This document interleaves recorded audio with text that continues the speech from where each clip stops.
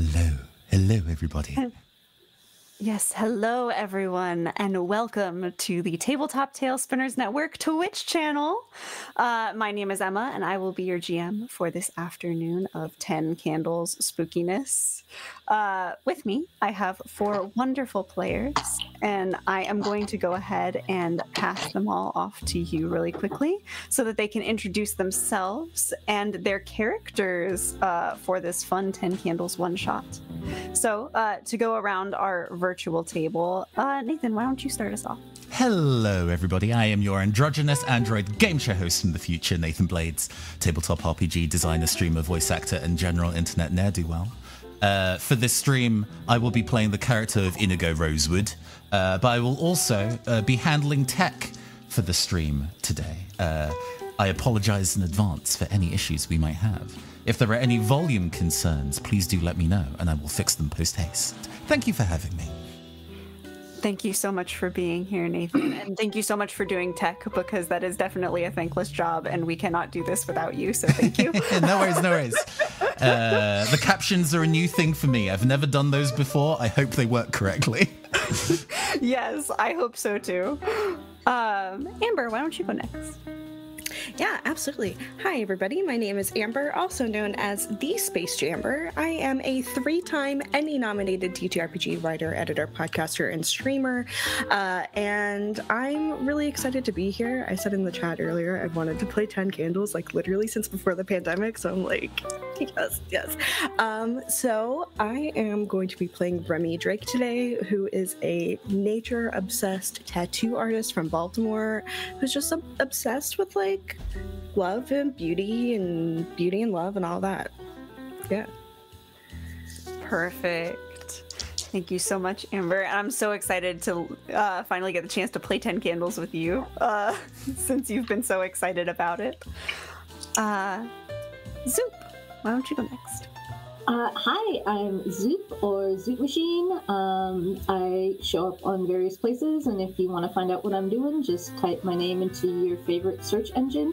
And I'm going to be playing Jeet Banerjee, who is a recent college grad who just attended their brother's wedding. Fantastic. And last, but certainly not least, Aetherius. Hi there, everybody. My name is Aetherius Bordeaux. I'm known around the internet as Vampire Himbo. You can find me at Vampire Himbo on Instagram and Threads, and then at _Vampire Himbo on TikTok and Thread. Mostly these days, I'm doing a lot of AP acting. You can catch me alongside the fabulous Emma, actually, even though we're on different sides of the Camarilla Anarch conflict happening in Philadelphia.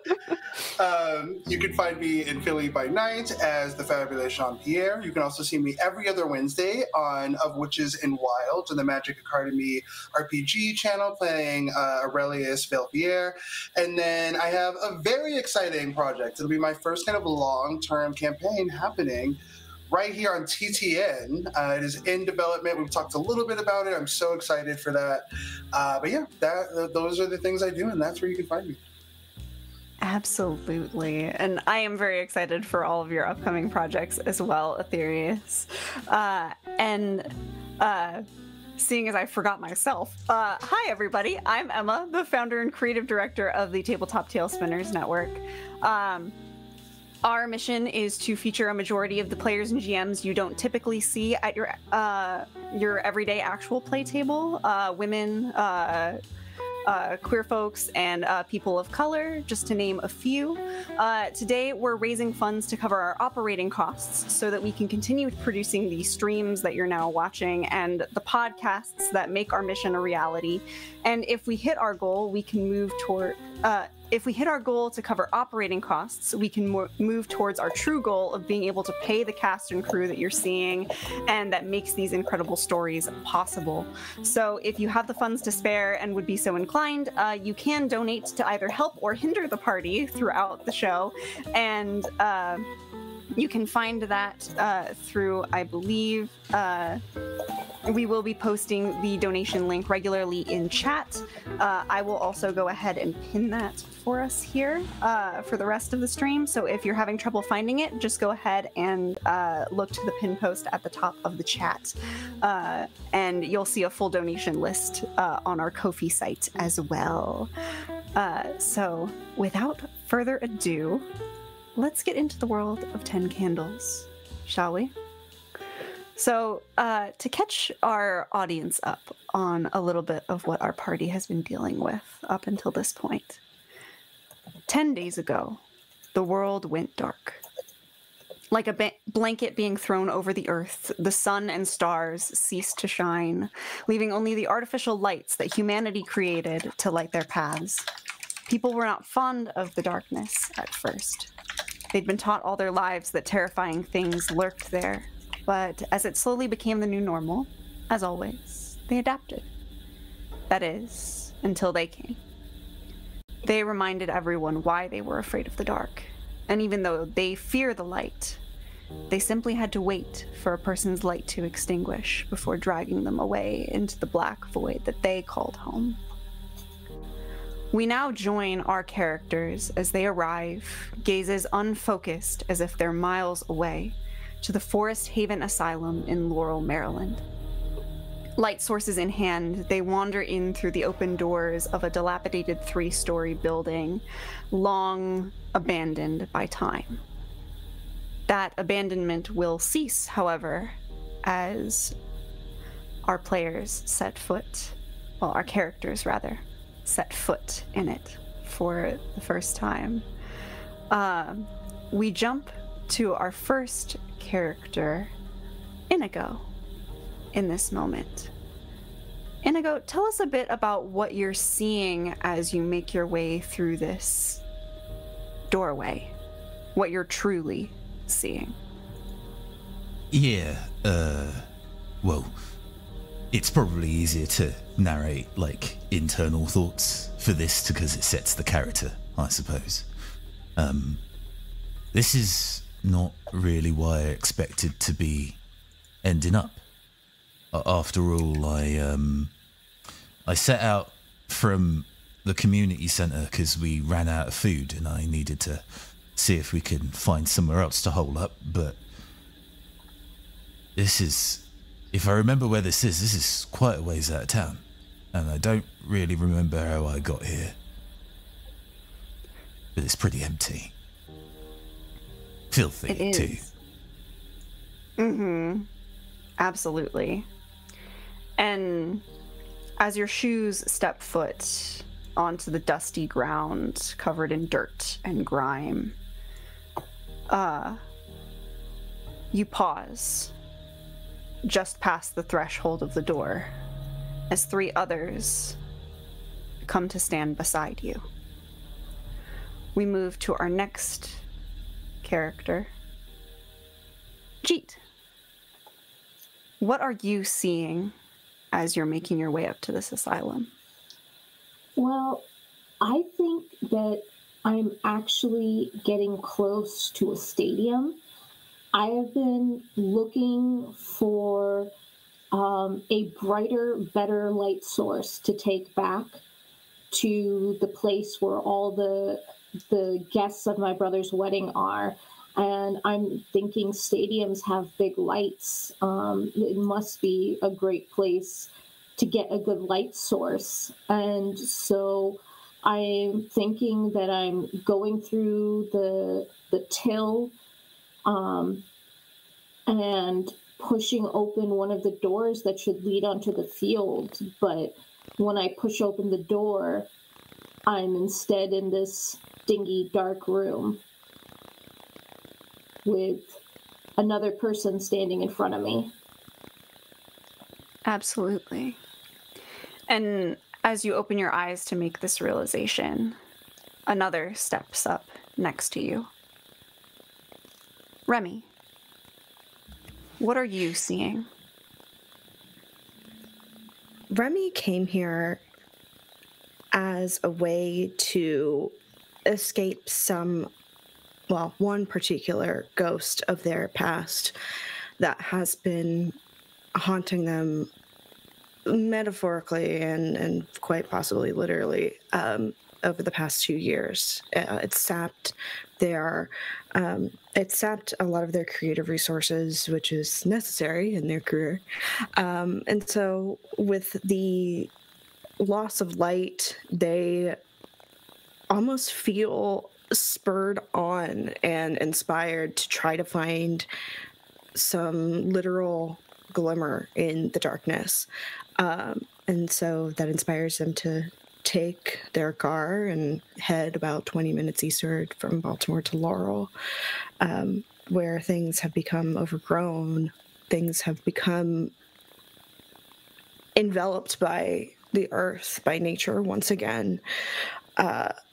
So when they come across this space, that's been, you see like vines intertwining, you see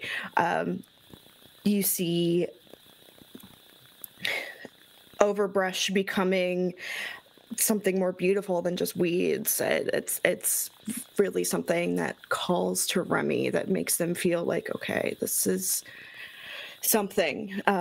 So they're running their hands, their fingers, their toes in their Birkenstocks through the underbrush, and not expecting to find people, but it's, again, that little bit of that glimmer in the darkness, that glimmer of light, hope, seeing life pervade where it shouldn't.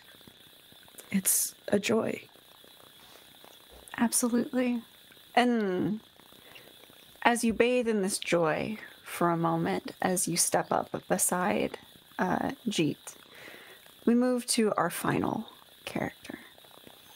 Rowan, what are you seeing in this moment?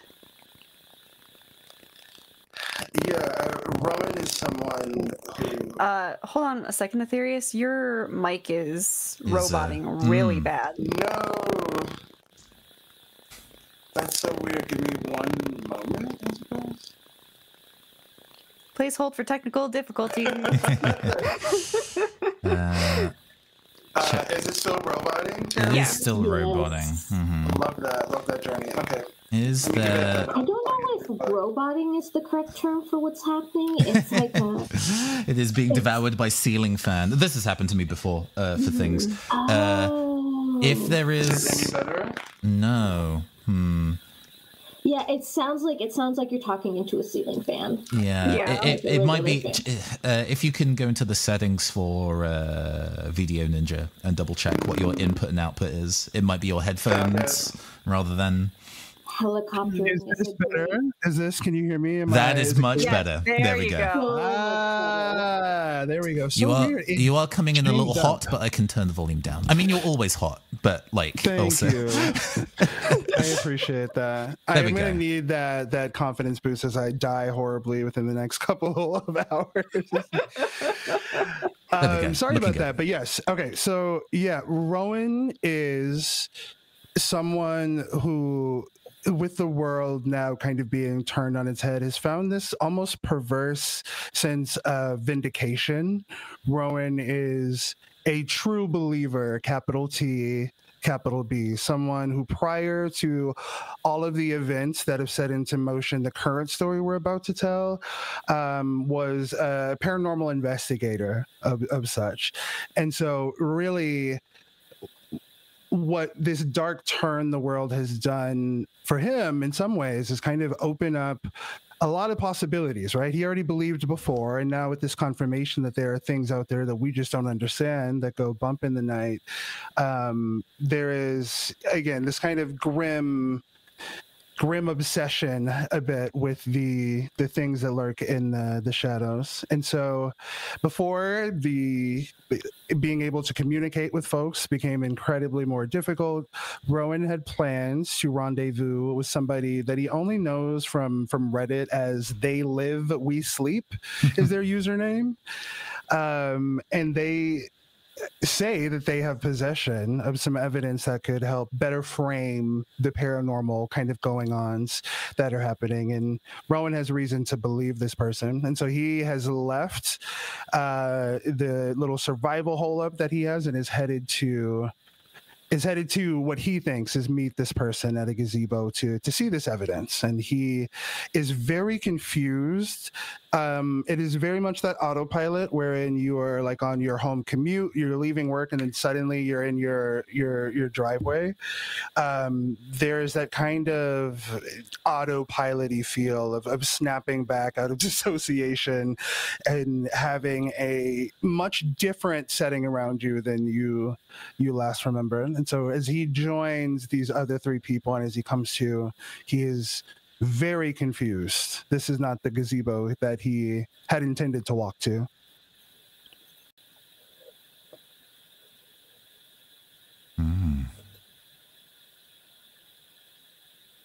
You're muted. It would help if I wasn't muted. Fantastic. And as Rowan steps up to sort of complete the lineup of our characters for today, you all sort of snap back into the present, except for Remy, who was already living in it, who would honestly watch as all of these gazes sort of come into focus, sort of realize where they are, take in the dilapidated, crumbling surroundings in front of you. And as you all do that, a heavy slam is heard behind you as the doors close. Jesus. What was that? Actually, more to the point. Who are all you? No, who are you? I was in the stadium. And I was in the middle of the streets for a while trying to find... So, does that mean that all of us were... Makes a gesture towards Rowan and to Jeet. Are you also as confused as we are? This is not where I expected to be. I wanted to meet a friend. And in this moment, there's a brief kind of like a quick survey. Rowan is going to give a glance to each of these three people and is beginning to bear suspicion that maybe one of them is they live, we sleep, and that this is some kind of extension of this person's clandestine like meeting process. So he is kind of giving everybody a once over. Yeah, I was going to meet a friend. But I don't know that they're here. Your eyes land on Inigo, who is I think the technical subculture term is crust punk. Big leather jacket, sleeves removed. A kind of a black, clearly hand dyed kilt made of like really heavy fabric, like a canvas, and big fuck off boots. Big fuck off. Old in his 50s. Fantastic. Yeah. I don't think you're the person... I don't think I'm the person you're looking for, but nice to meet you, I guess. Inigo offers a hand. Oh, your name is Indigo? No. I point to Rowan. So you do know each other?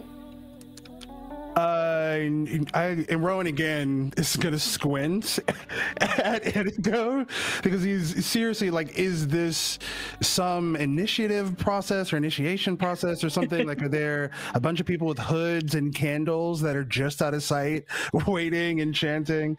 No, we don't know each other. I don't think I know any of you. And he's gonna look to Remy for the first time.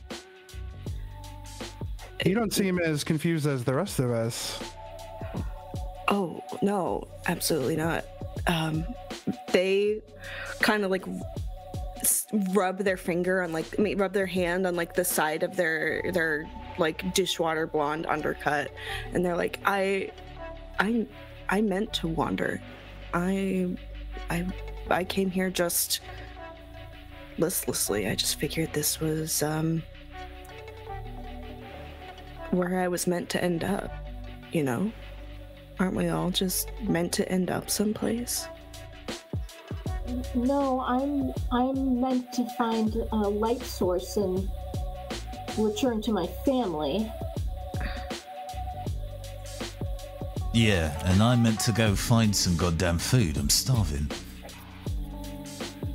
I don't think the cafeteria is going to be open here, and this is the first time that Rowan is turning and really taking in the lay of the land. Emma, can you say a little bit more about the room that we're in? What do we see if we were to stay in the environment? Absolutely. So, and at that moment, as you sort of gesture with your hand, Rowan, you do realize that you are holding a salad in your hand. In front of my salad? A delicious salad. Oh boy. He's just gonna honestly, he's gonna start stress eating the salad, and he just kind of dissociatively stares off into the distance, like. Yeah, and ahead. Jeep is gonna look at Rowan like, Indigo just said he was hungry. What are you doing? He's not even. Yeah, just stares at you eating the salad. Inigo, no D. By the way, did you give your name? I didn't catch it. Sorry. Mine is Jeep. Jeet. Gotcha. Nice to meet you. Again, offers a hand. You get a strong smell of like leather and of patchouli and of hard work off this man.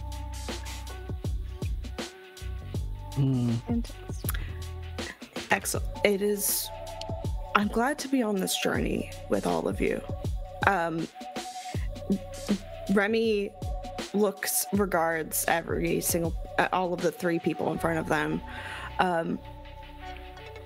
I haven't introduced myself. I'm so sorry.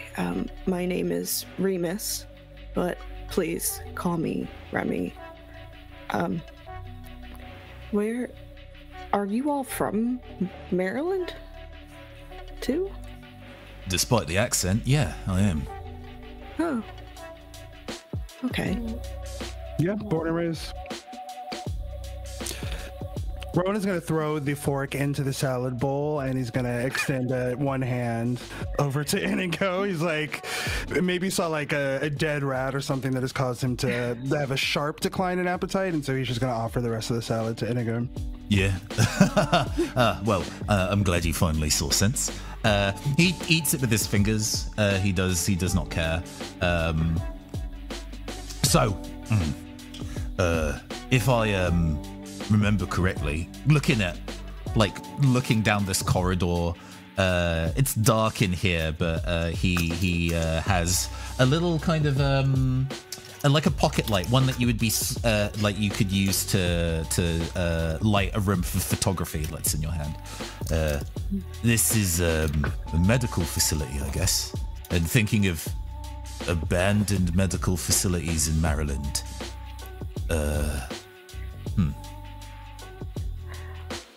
Oh, I know exactly where we are. I've been here before. Oh, right. This has got to be Forest Haven. It's Forest Haven. Above table, it's Forest Haven, right? Yeah, Emma? okay, great, yeah. Okay, got it. Brilliant. Yeah, this is infamously horrible institution.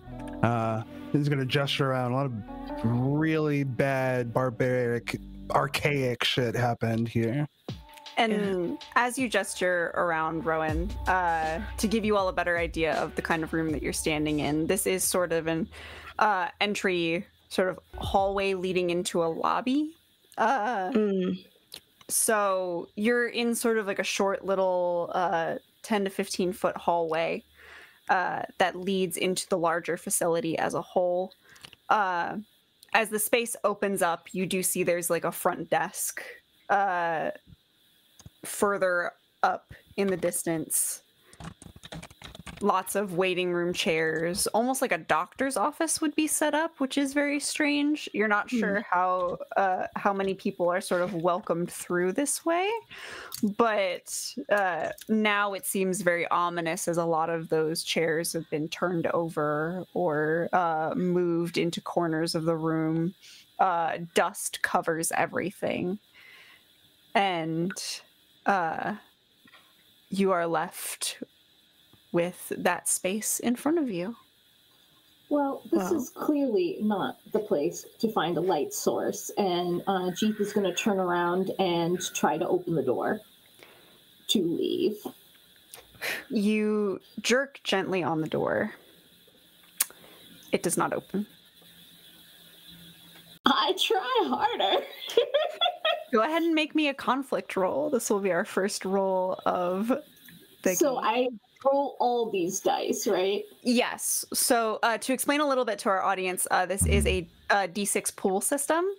So we start at the beginning of each scene with the number of dice that match the number of candles that are lit, and slowly lose them as people roll more ones. All right. I'm going to hit roll on this VTT. That's a terrible thing. So I lose 2 dice and get 1 success. A success at all is good. Yeah, success is dice. definitely good, but yes, you do lose those 2 ones that you rolled. But Now, remind me, are these communal or are these specific? Okay. these are communal. So once dice are gone from the pool, they are gone from everyone's pool. And we can't get them back. So they Other reset than at the playing our start of the cards. scene, but you can play. You have your vices or virtue cards, which you can play to re-roll the ones if you would like. But in this case, I will go ahead and turn narrative control over to you, Zoop. You have succeeded, and so you get to decide what happens as a result of your success. How are you attempting to pry open this door? So, I am assuming that, or what I think happens is Jeep turns around and she they start tugging on the door, and it doesn't work, and they kind of, maybe it's a push instead of a pull, so they try pushing, and that doesn't work, and they're really trying with all their might, and I think maybe there's as they're pulling, there's a banging noise on the door that like a thump thump thump that scares them back away from the door. Okay. And you all hear this thump thump thump echo out from the other side of the door. Jesus. As soon as Jeet steps away, it stops. What the fuck was that? Was there somebody outside? And he kind of moves over to, it feels like this door is fully air sealed flush, there is no gap to really look through, but he still kind of presses his face against the seam in the middle of the doors and goes, "Hey, is there anybody out there? We seem to be stuck in there." There are no windows. Aren't you afraid of them? She's they're pulling in to go back. Well, I mean, it doesn't initially, but I guess when most of us were still in the community center, if all of us were losing our shit, then nothing really gets done. When everybody panics, people tend to get hurt. So you learn to be the one who keeps your shit together. Okay, so you're saying maybe there's somebody on the other side and it's not them. Well, Remy's having a look. Inigo also looks at the windows. Are there any natural windows in this room? So there are 2 windows next to the door. the glass almost seems tinted as you step up to them. And Remy, especially as you step up to look, you're looking back at your own reflection as if it's a mirror and not a window. Oh,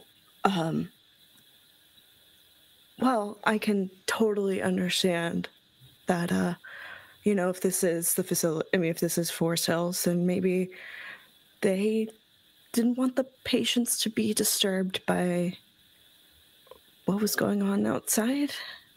I gotta highly doubt that. This is known as being one of the most unethical medical practices in the state. And I don't want to raise alarm, and I realize the tensions are already high. However, I feel like we are all best served if we have the full breadth of information.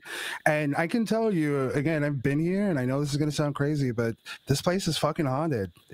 They found like a mass grave of almost 400 people. So many patients have questionably died here. It's got whatever's on the other side of the door. It's probably some hellscape that we don't want to engage with. I think that something otherworldly obviously has happened even outside of them. And I just, whoa, on the table, please. My card says ghost. Hold on. Let's, you know what I said not only like 15 seconds ago about getting people panicking and people get hurt? You are not. You seem to. He cuts himself off and levels his own tone. You seem to be familiar with the building. Do you know the layout at all? So I've been here once. Do I remember the layout above table? Let's go ahead and make a conflict roll to see how much you remember. Ooh, I love steaks. Okay. Mm-hmm. All right. Yeah, especially when they're juicy. Mm-hmm. No! Oh, that's 4 ones and no successes. So with 4 Oh my god. I would highly recommend, if you have a vice or virtue at the top of your stack, Yeah. this might be the time to employ that. Can't the generous supporters of TTN also help us And as well? also donate. If you donate $5, a player can reroll 1 dice in the pool, if you donate $20, a player can reroll the entire dice pool. So that might be helpful here as well, if anyone would like to be so kind as to help with that. We start as we mean to go on, indeed. Will people have a moment to do that? I'm gonna Jeeth is gonna look at Rowan and be like, we already have them out there. Why would you add other supernatural forces to the amount of things that we're worried about? I didn't add anything. No. I just think we're best served if we all have all the information. And I can see, and he's gonna look from Rimby and to the rest of the group, and to Gene. That maybe okay. I don't want to come off as alarmist. I just thought perhaps that maybe like having a little bit more perspective and context might be helpful. I see now that I was wrong in that, and so I will. He's gonna kind of like awkwardly step back at that, especially with 4 ones. Yeah, I'm really satisfied knowing that we're in Marilyn's idea of the haunted mansion. So thank you. But we'll get through it, right? Shall we look, let's just start with baby steps, shall we? And Inigo, flashing the kind of pocket light, walks over to the front desk and kind of rummages around to see if there's any papers inside, including stuff like a map or like a leaflet. Okay. I will go ahead and let you resolve that in just a moment, Inigo. As I'm going to describe to Rowan what happens as we just received our first donation. Oh my god. You are kind to us. You are a saint, and But I will here's the invite you thing. to my wedding. It's not as comforting as you think. Oh god. So huge thank you to Cloaks and Capes TTRPG, or Robbie, as I know who is behind that. Thank you so much for the $100 donation. Oh my Holy gosh. shit balls. Yeah, that means something bad. My god. So our Thank you, Robbie. Thank you so much. As our $100 tier allows the audience to either relight or blow out a candle, and Robbie has chosen to blow out the candle. So we're dying early. Okay. I take back my thank you, Robbie. All right. So, Rowan, as you're trying to remember the layout, you start to consider the space that you're in, this lobby area. You've definitely seen this before. This is not unfamiliar to you. But as you catch a glimpse of your own reflection in what is supposed to be the windows, this icy terror sets over you, because you know for a fact that most of the windows that you came across when you were here last time were broken. The fact that this is not only solid in front of you, but is reflecting your own image back is almost proving that something unnatural is going on here. This should not be able to bar your exit the way that it has. And as our candle darkens, this whisper echoes in all of your heads as you begin to explore, leaving Rowan to his terror. I wouldn't try that again. And with that, we fade out of our first scene as the candle darkens. And we move to a moment that I like to call establishing truths. So in this phase, this is sort of our in-between phase as we move to the next scene, where everyone will be able to establish truths about what happens as we continue. Now, this can be anything from finding supplies, moving into a different room, whatever you prefer. So we are going to move around the table, and since there are now 9 candles left, we will establish 9 truths. Okay. So first things first, we'll go based off of who I can see first on my virtual table.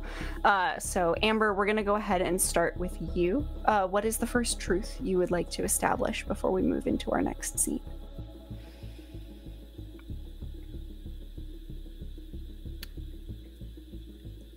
Some of the 400 bodies that were found here were not just patients, but also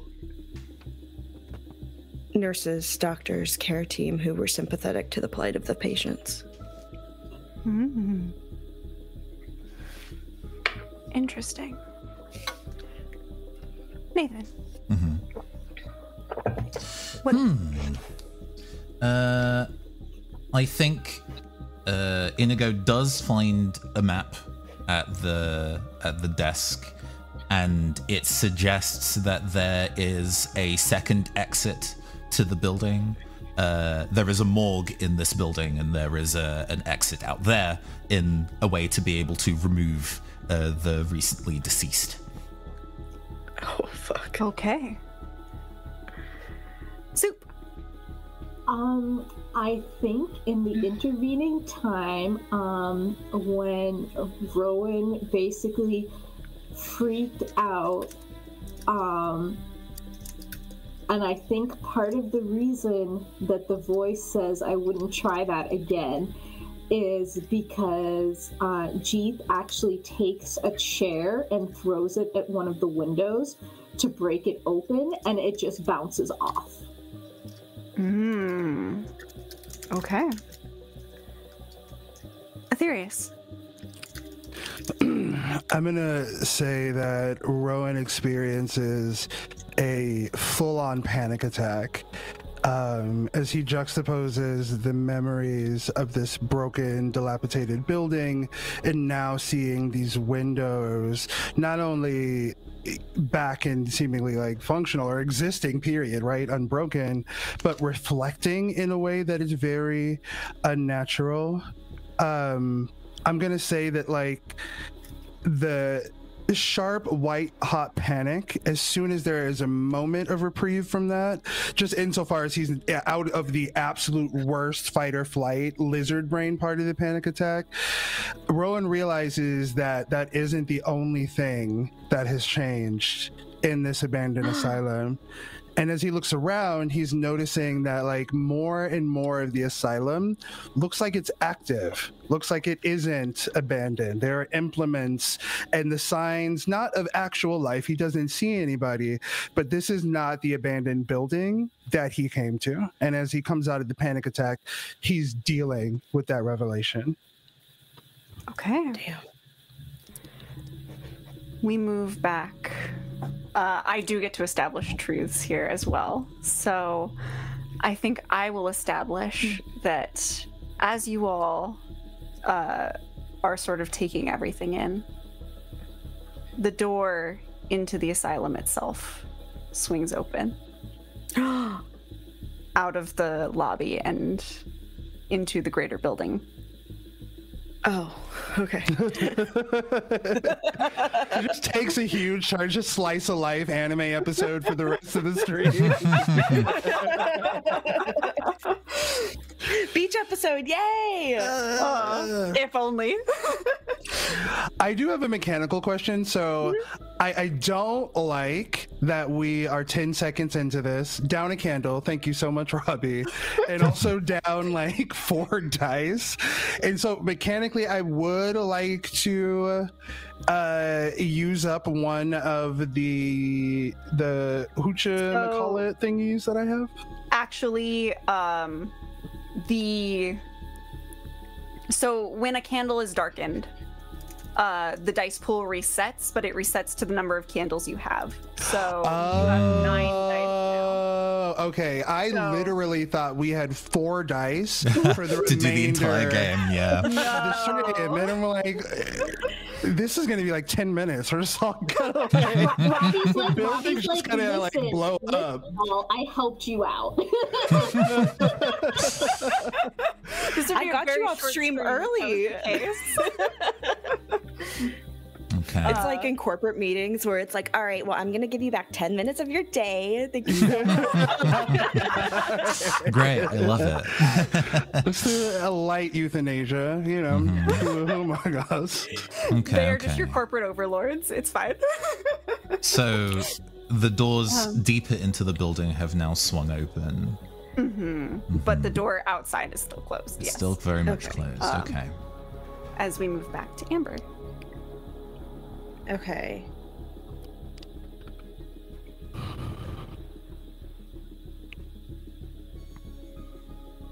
I'm trying not to pull up like a fantasy generator and be like spooky things that could happen. ChatGPT, tell me a spooky thing that could happen. Okay. Instead, use this chance to get yourself something to help us. Yeah. Okay. You can also fun things that will be helpful. Yes. There is a cafeteria in this. I'm just inspired by Fallout.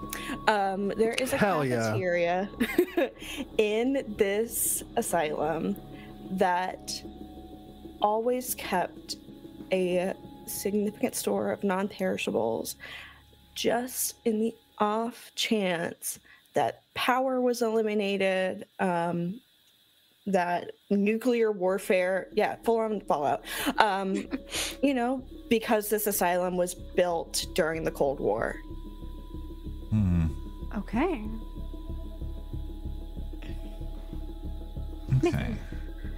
How many do we have left? That's 1, 2, 3, 4, 5, 6. We have another 3 to establish.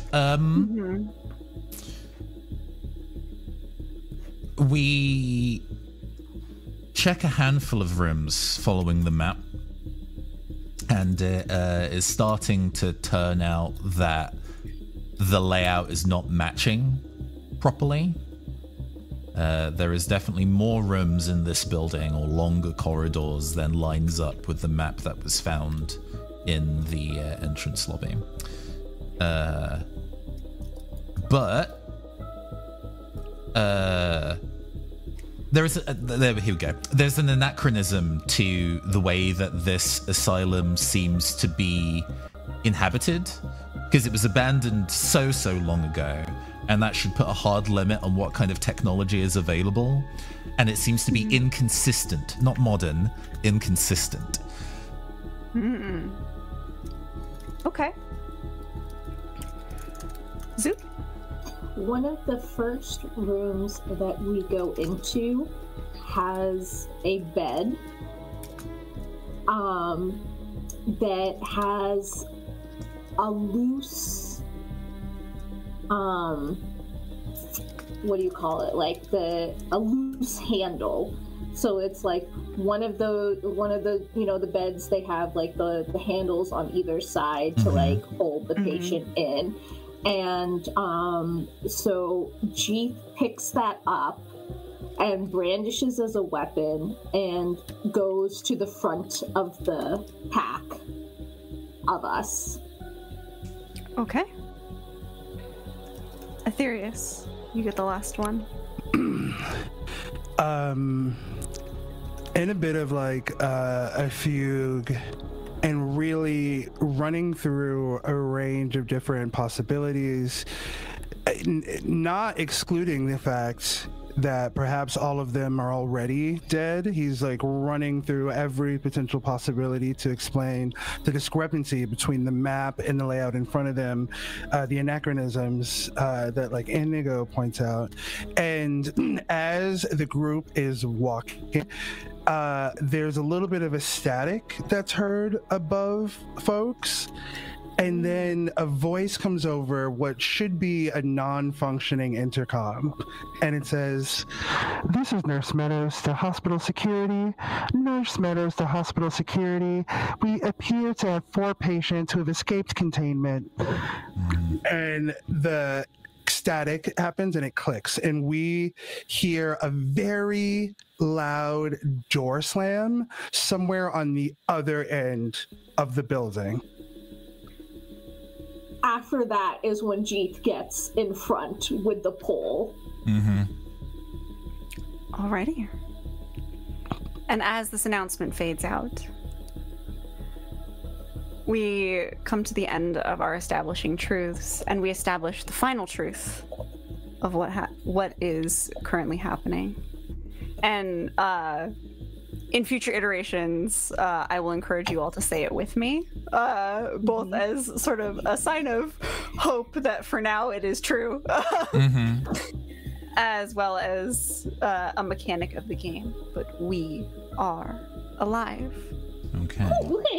Hell yeah. We are alive. All right. We are alive. Upright, conscious, victories all around. Look at us.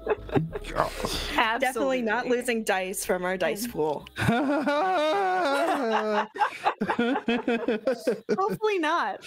I'm going to see you in the parking lot, Robbie. Gen Con 2024. It's on. We're fighting. And as we move into this next scene, we see our 4 characters stood in this now only semi-abandoned seeming hallway. Seeming a little more lively now that this announcement has come across. The brick seems less dusty, and things sort of fade into view. And while it looks inconsistent with elements of modern time and the past, it is very much a living space. The lights do not come on. Okay, but who said this place was abandoned? Because you were lying.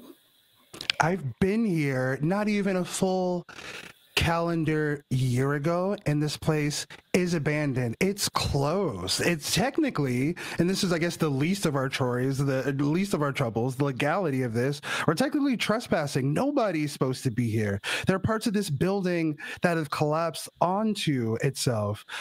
And he's going to gesture to not the pristine, but again, like the seemingly recently inhabited feeling asylum. Something is very, very wrong. Out of character, just above table, I want to like frame Rowan, especially with having a pre-existing belief in the supernatural, is very much inhabiting that game over, man, like kind of mentality in a horror movie.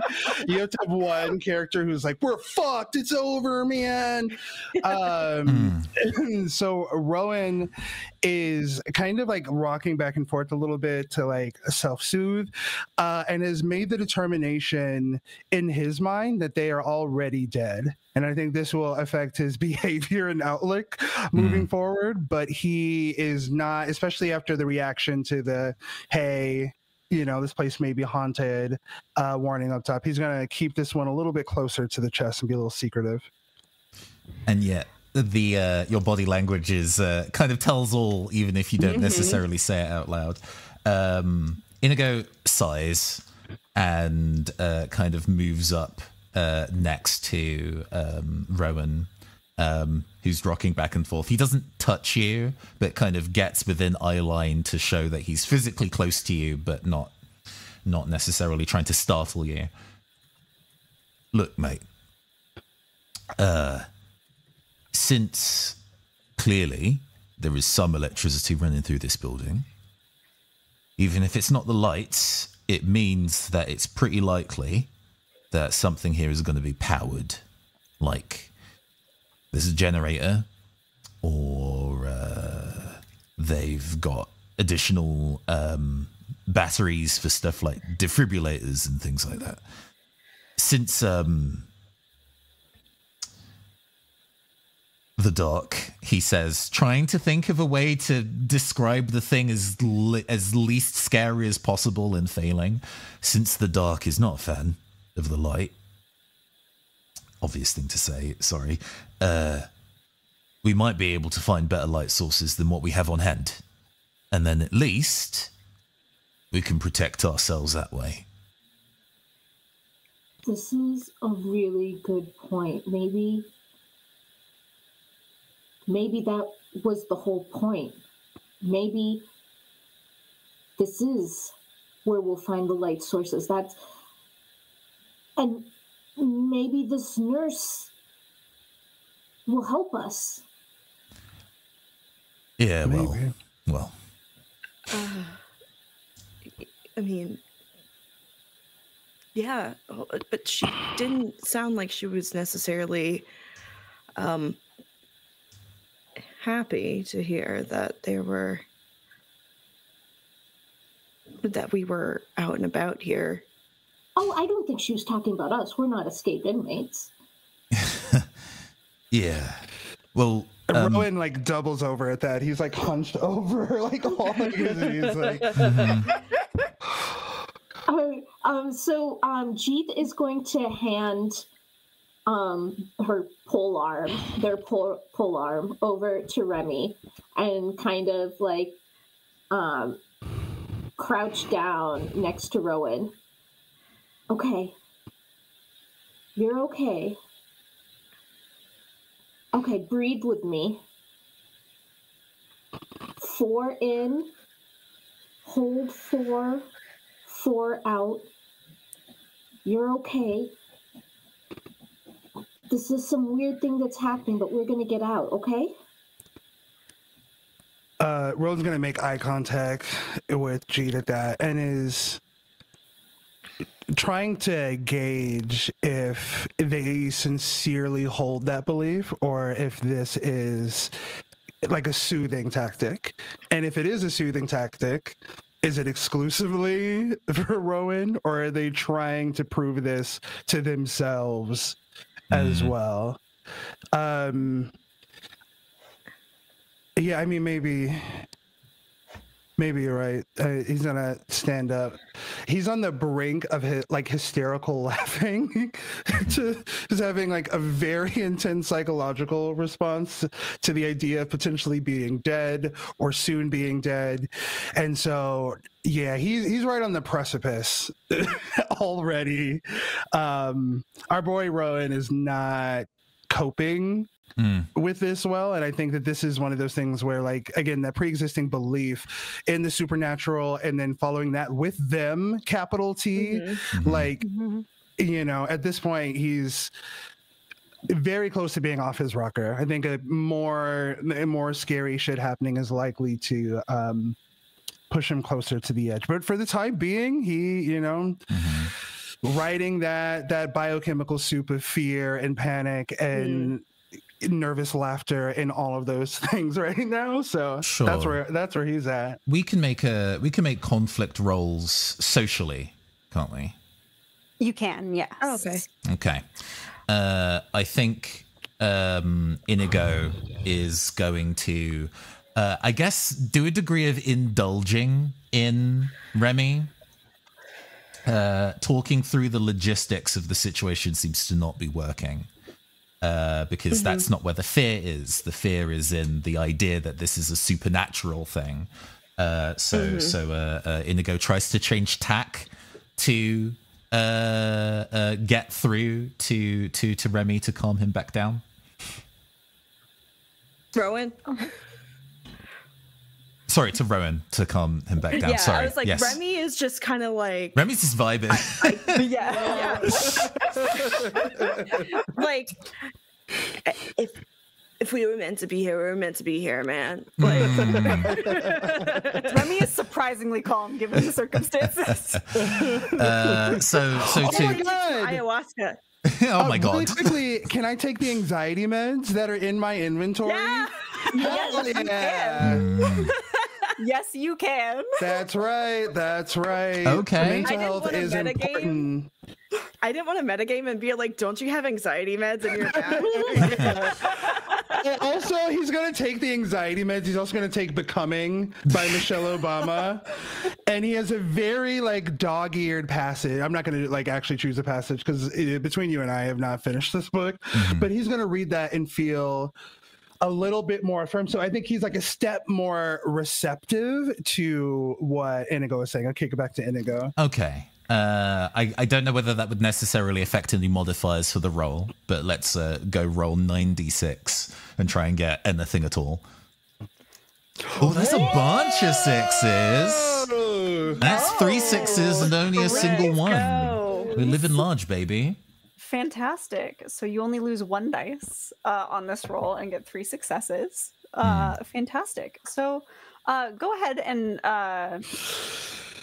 sort of describe how Inigo uses this success to calm down those around him. Right.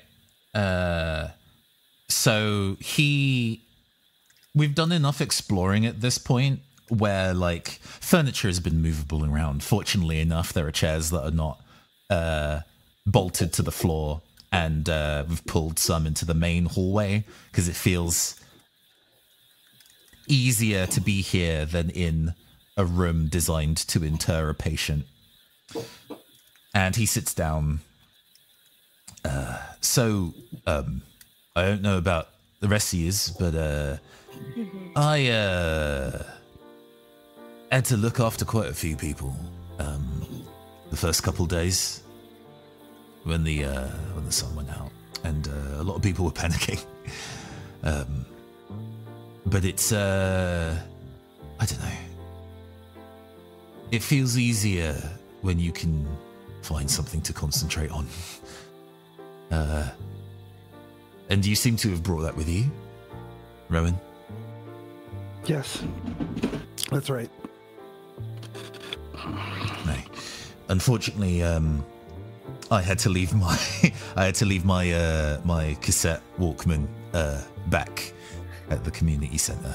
So it's current year. The fact that he has a Walkman is notably odd. So I don't have that on me, at the very least. So I guess in that way you're lucky, at least, Rowan. Rowan cracks like the beginning of a smile at that. Shall we at least... Hey, Remy, G, do you have a thing on you to kind of help hone the focus? I might, actually. But first, Indigo, that was beautiful, what you did. Both you and Jeet. I'm sorry I've been so useless, but I might have something. Useless. Thank you. Oh my god, my brain just shut off. I'm sorry. Rowan. It's a stressful situation. Mm-hmm. Yeah, it is. But we're here together. The way I'm getting through it right now is choosing to believe that we're the escaped inmates, so that I know that there's no other threat. You know? Huh. I don't. You're the threat. Hey, the way you're swinging that bed frame around, I definitely would consider you to be meaning business, G, I guess. Rowan's breathing has steadied a little bit. It's not as like ragged. I think before it was something where it was so uneven and so shallow that it was kind of visibly like racking him. But listening to the rest of the team talk as they are talking, and especially as Indigo begins joking with Jeet, like his breathing slows a little bit. Rowan. Do you need something to stim with, maybe? Something physical? I have a fidget spinner. I mean, I will take that, and he'll take the fidget spinner. But at this, Rowan has been, I imagine he did the, like, all hope is lost backslide down a wall. You know, you just kind of are, like, have collapsed into. And so he's going to take the fidget spinner, and this is where he's going to stand up, and he's going to look at each of the three companions in the eye in turn, and thank you all. Kind of lost my head for a bit there, you know. This is a bad time to be clinically anxious, and he's going to look to Remy. Like you said, at least we're not alone. And at that, he's going to offer the bottle of anxiety meds to be passed around the group from whoever wants to partake, and is going to stand back up and is kind of like doing some of the measured breathing that Jeet was talking about while playing with the fidget spinner. So I'm going to take the fidget spinner out of my inventory, and you can add it to yours. Sweet. Absolutely. And as you do that, sorry, I don't want to interrupt, but really quickly, thank you so much, Captain Skane, for a $40 donation. Oh, thank you. So, Wow. she said, I can't stay and watch today, but if you could give 2 dice pool rerolls when narratively appropriate. So I'm going to go ahead and put those in the pool for all of you to draw from. You get 2 free rerolls of the full dice pool. Oh my god. Lucky. Amazing. Yay. Thank you. That's so sweet. Anyway, Wow. he says 78% towards the goal. Oh my god. they're supporting the arts. Goodness. 100%. Inigo gets up from the chair and makes a face, clearly. He's creaking. But, you know, what the fuck do I know? I'm just a crusty old man. Shall we go find where this exit is? I'm not happy that we have to go apparently through where the map says we have to go through, but it's an out. It's an exit. We should at least find it. Shall we get hustling? Well, if I'm reading your map right, or Remy, who mentions that there is non-perishable goods? I did. Knows that? You You mentioned that as a fact, but do we we know Have we found that it as a yet? fact. You guys have not found it yet, but the cafeteria would probably be closer than the morgue at this moment in time. Okay. It seems like maybe a good place to maybe get our bearings would be, I mean, if there's like a break room or a cafeteria or some sort of like community gathering space. It is easier to take meds with water. Oh, wait, hold on. I actually do have a hydro flask on me. Okay. Do you mind sharing germs, Rowan? Not. At this point, he does like a like a hysterical kind of crack up at that. Something tells me if we die today, it won't be from a share drinking apparatus. But I do appreciate the notion. An indirect kiss, how scandalous. Oh, polycule.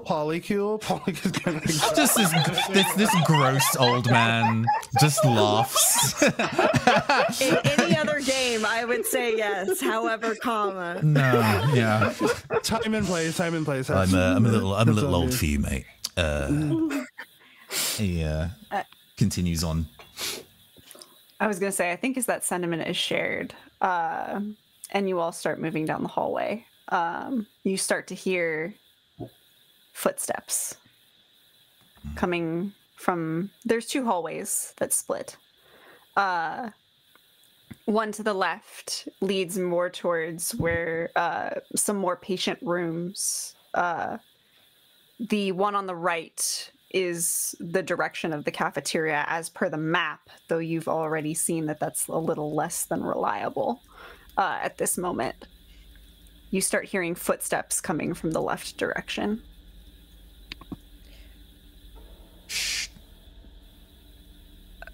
Huddle up. Did we decide that other people in this area are good or bad? I'm going to say bad. Yeah, Nurse Meadows, whoever that is, called for hospital security, which means at minimum, there are two other people here. And at minimum, both of those people theoretically are looking for us. And that's going off the idea that there's only one person working hospital security. But I don't know. I think any noise, there's nobody here that I want to meet. I feel like no new friends. I have this friend group. And he's going to gesture toward I like the idea that we had before. He's horrified of being confronted or at the idea of being contained, particularly here, given this institution's history. The idea of being closer in proximity to the patient rooms is a hard no. So he's going to emphatically make the case to go right. Yeah. We've been stuck in this spot for so long. I think it's time for us to find new surroundings anyway. I mean, who knows what we'll find. Do you want to take point, G, since you're armed, or? Okay, I will take... Do you want me to take the back or the front? Whatever you're most comfortable. But as long as we see them and they don't see us, that puts us in a pretty good position. So, let's get moving before they get to this junction, yeah? Yes, okay. Sounds good. All right. And you all start moving off into the right hallway. A very strange sort of transformation of the space. Still looking very empty, but you're starting to see some of the dust come off of the walls. It looks a bit more... there are still cracks and chips in the paint on the brick as you're walking through this hallway. But you start seeing a little more sign of what I can best describe as like a facelift on the building, almost. It looks a little closer to when it would have been more active as opposed to the mess that you all walked into initially. As we go down the hallway, Remy actually like runs their finger down runs their finger and like with a nail too to like down the wall almost to see to leave traces of where we've been, you know, like to see if any of the paint will chip off so that we don't lose our path in the labyrinth.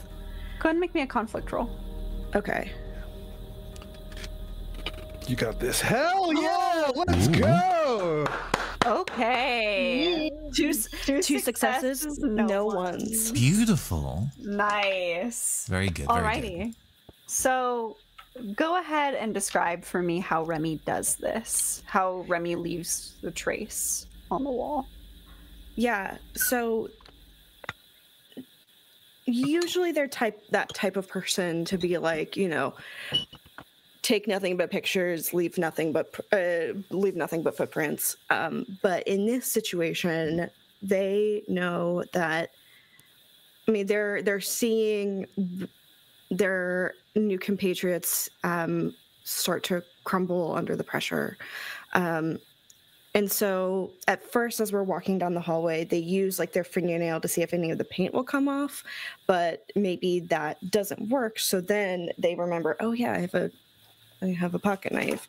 So they take the pocket knife out and actually like make sure to like add some pressure into the wall to like leave a long like mark in the wall as evidence of where they've been, the trail. And they'll only do it on like the right side so that you know there's not a repeat. Okay. It looks like this building has been getting a facelift. Maybe since the last time you were here, maybe they were actually rehabbing this place. I mean, given the atrocities that took place here, I feel like that would be in remarkably bad taste. I think the fact that this place hasn't been incinerated is kind of an affront to all of the people who lost their lives, many of which were never identified. Their families were never notified, and they were just nameless, faceless Rowan. And existence is just Rowan, pain please. Sometimes. So, sorry, what? No, Existence is pain sometimes. it's fine. I agree. Capitalism is usually incredibly tasteless. But Heard that. yeah, well, I'm glad we all agree on something. But I wouldn't be surprised if they. Land is land, and land's worth a lot of money to some people, or at least it did a couple weeks ago. So I wouldn't be surprised if it was they've been making weird things into tourist sites. But do we still hear those footsteps behind us? So as you've moved away, they've gotten quieter, but you hear them echoing through the hallways, and you hear them pick up speed for a moment.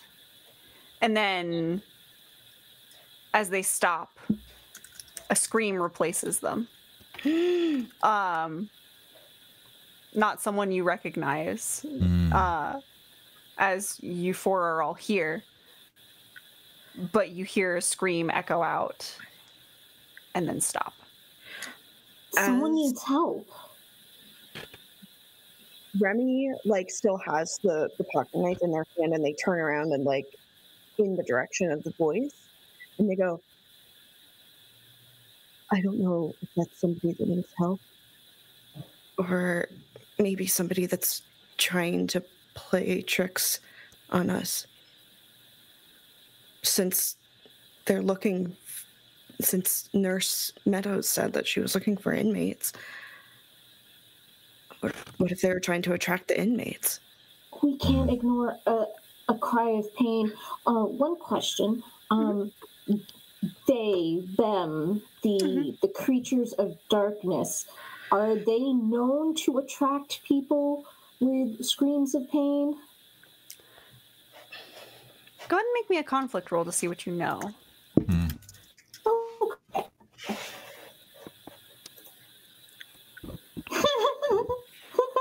Okay.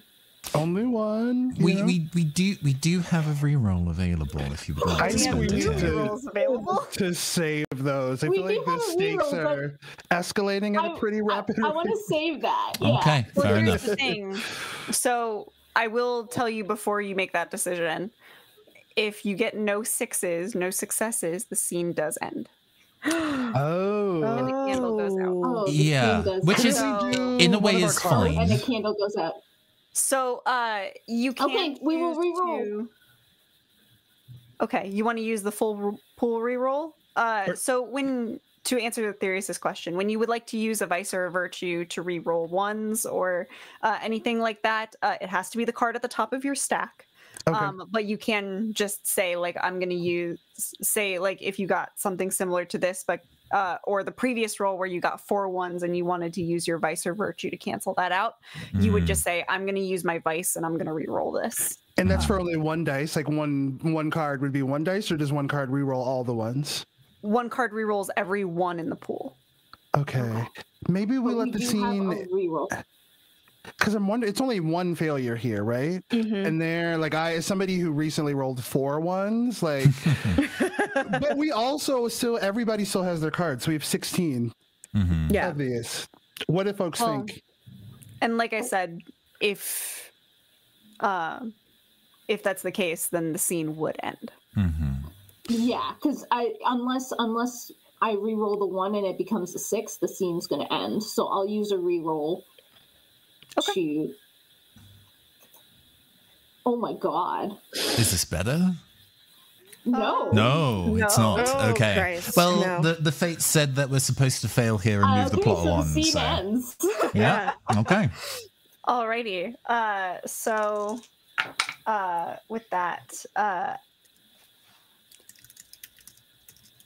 as another candle darkens, we watch as Jeet, you think, trying to remember tactics that you've seen before with them. And as things pop up in your head, as you remember those around you who have succumbed to their wrath, it was always quiet and subtle. And you think about the footsteps that you heard and the sound that echoed out, and you realize that maybe you're not as alone in here as you thought, as that is not a trick that you've ever seen them employ. They take advantage of their silence. And as you all stand here in the silence of the aftermath of that scream, a voice echoes out behind you. And it's similar to the one that you heard over the intercom. It says, "Didn't you hear? There's a lockdown happening. You're not supposed to be out of your rooms." And with that, as you turn to face what appears to be a nurse in very typical of that time garb, like the white jacket, little nurse's hat, we fade out of our scene. And we move to establish truths. You all have 8 to establish this time. We ended with Aetherius last time, so I will go first. As you turn to face the nurse who had crept up behind you, you find that she is very much corporeal, very much real, at least to your perception. And she is standing about 20 feet behind you. Amber. Okay.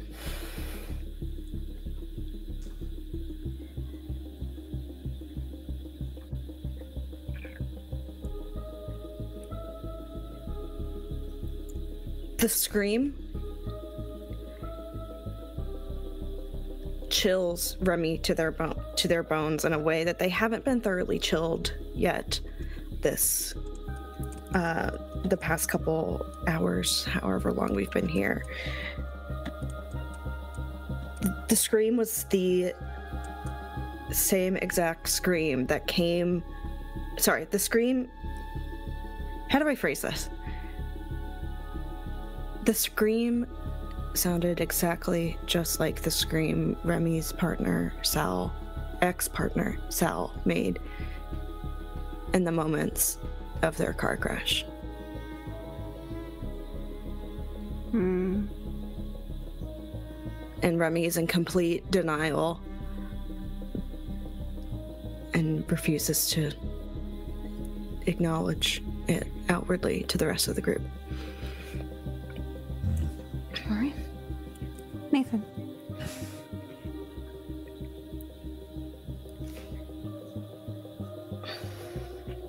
The nurse is unarmed, but that does not seem to matter with the intent that seems to be radiating off this woman.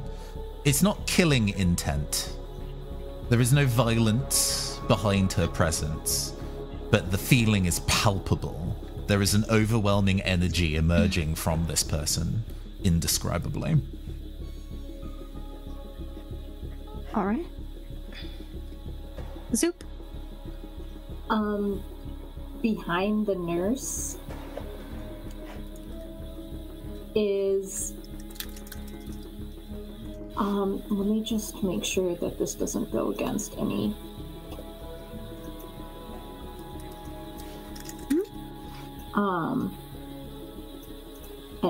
okay, well, tell me if it goes against any of our lines and veils. Yeah, we can go frame by frame here and kind of check in as we go. Absolutely. So behind the nurse is another patient, what we assume is a patient, lying on the floor, and a security guard over them. And she is immediately moved to protect that patient. Okay. Aetherius.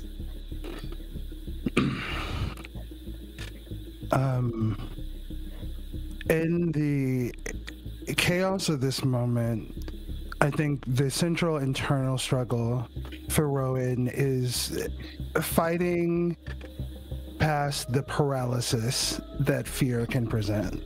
I think thematically that's one of the big things that he is trying to reconcile with. And before he can even fully comprehend seeing the corporeal nurse and the security guard and watching Jeep run, he feels something cold in his hand, almost like a snap, like it's suddenly a much lower temperature. And he looks down to the prescription bottle that he was holding, and now it's glass. It's a prescription bottle of a much older period of time. And as he looks up to survey the scene around him, for a brief moment, for what feels like both eternity and no time at all, there's a flash wherein Rowan sees Jeet, the rest of the companions, and even himself all donning patient outfits, right? And Jeet is running in their patient outfit toward this person, the security guard and this other.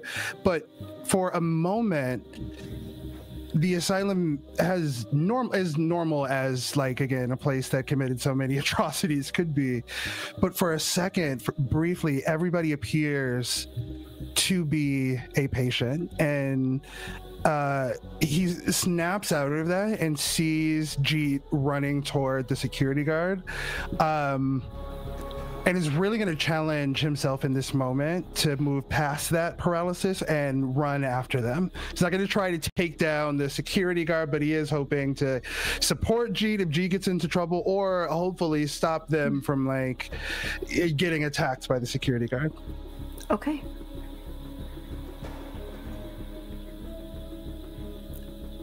All right, so we're back to me.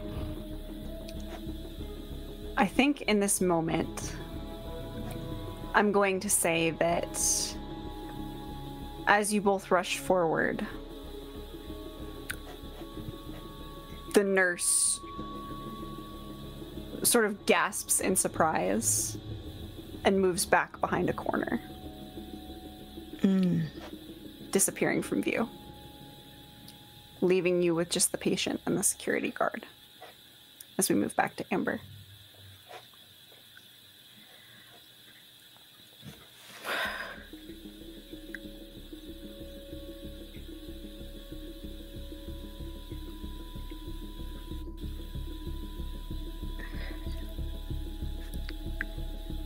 Sorry, I'm really thinking about the steaks here. Yeah. Big, thick, juicy steaks.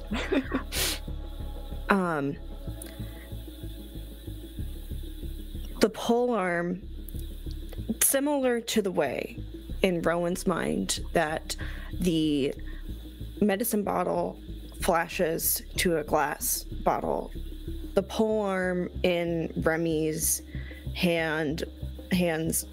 Sorry, the not the pole arm because I have the knife. The pocket knife in Remy's hand flashes briefly to a scalpel. Overused and dripping with blood. Their hand tremors, shakes, and their eyes grow wide as they are wielding this scalpel in self-defense, but remaining frozen to their spot, unable to move, unable to even act. And then when you flash to the present day. Okay. Nathan, you get the last one. In the tension and moment where everybody's watching everybody else for the move that they'll make, Inigo reaches into one of the pockets on his kilt and removes the jar of hand sanitizer, and in a quick forward movement squirts it like directly in the guardsman's eyes, and in the kind of flickering framing, I think I'm envisioning lots of match cuts of a past and the present as this scene is going. On point of contact, there is a flick to a different time, and the much harder, much more caustic chemical that would be used for sanitization of the period is flung into this figure's eyes. And there is a howl of pain as he clasps his face. And as we pull into the next scene, that is what we start with. The howl of pain as this security guard is clutching at his eyes, sort of bending down away from the patient that you all rushed forward to protect.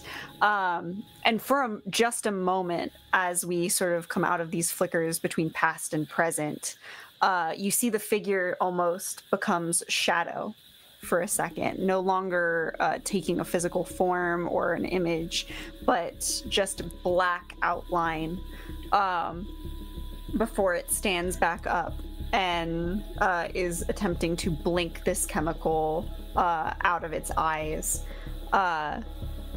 Jeet, Rowan, you were rushing forward to grab this patient. What is everyone doing in this moment? Can I roll to take control of the narrative here? Because I have an idea. Is that how it works? So you don't necessarily have to roll to take control of the narrative. You can describe what Jeet is doing. Okay. And then depending on what you want to do, I will call for a conflict roll from there. Okay, so I think Jeet takes the pole that they're holding, holds it in two hands, and basically uses it to bowl over the security guard. Okay. To kind of like push the security guard away, and turns to the patient. Okay. Go ahead and make me a conflict roll to get that security guard out of the way. You know what? We'll take it. We'll take it. Yeah. Alrighty. So that's And when I don't know if this is horrible, but when Jeet pushes the security guard out of the way and turns around to see the patient on the ground, the patient is a large stuffed animal in a patient outfit and not a person at all. okay. Above table, can we make it the disembodied Sonic head? That is the stuff that Yes. Please. Oh my god. this came full circle. It's not just a disembodied. The disembodied Sonic head goes rolling off of the rest of the Sonic body that is in this patient outfit. No, don't like that. Absolutely don't like that shit. Yeah, but we're there's no time to dwell on this fucking move.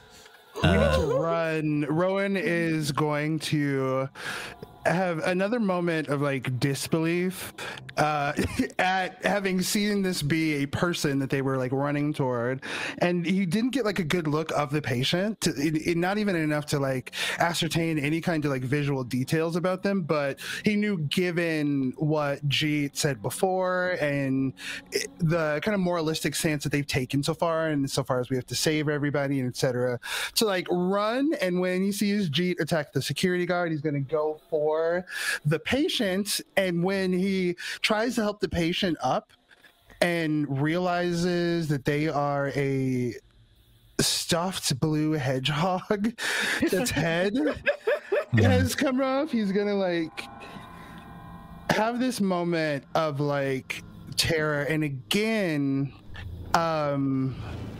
there's a flash, and the head that Rowan is holding now is not the head of a stuffed animal. Oh, no. In the flash, he suddenly is holding the severed head of somebody and is going to drop it kind of frozen in fear, and is going to turn to the rest of the group to see, because we haven't verbalized each of us that we're seeing these intercuts, that there seems to be something at play here that none of us understand, but he is going to turn to see if to the rest of the room, if he just dropped the disembodied Sonic head or the severed head of unnamed person. I think as the nature of reality flickers and you see it turn from plush to flesh, you feel a heavy tug at the back of your jacket as Inigo is wrenching you down the corridor along with everybody else who has already kind of turned and run. I know the kind of like scene progression stuff.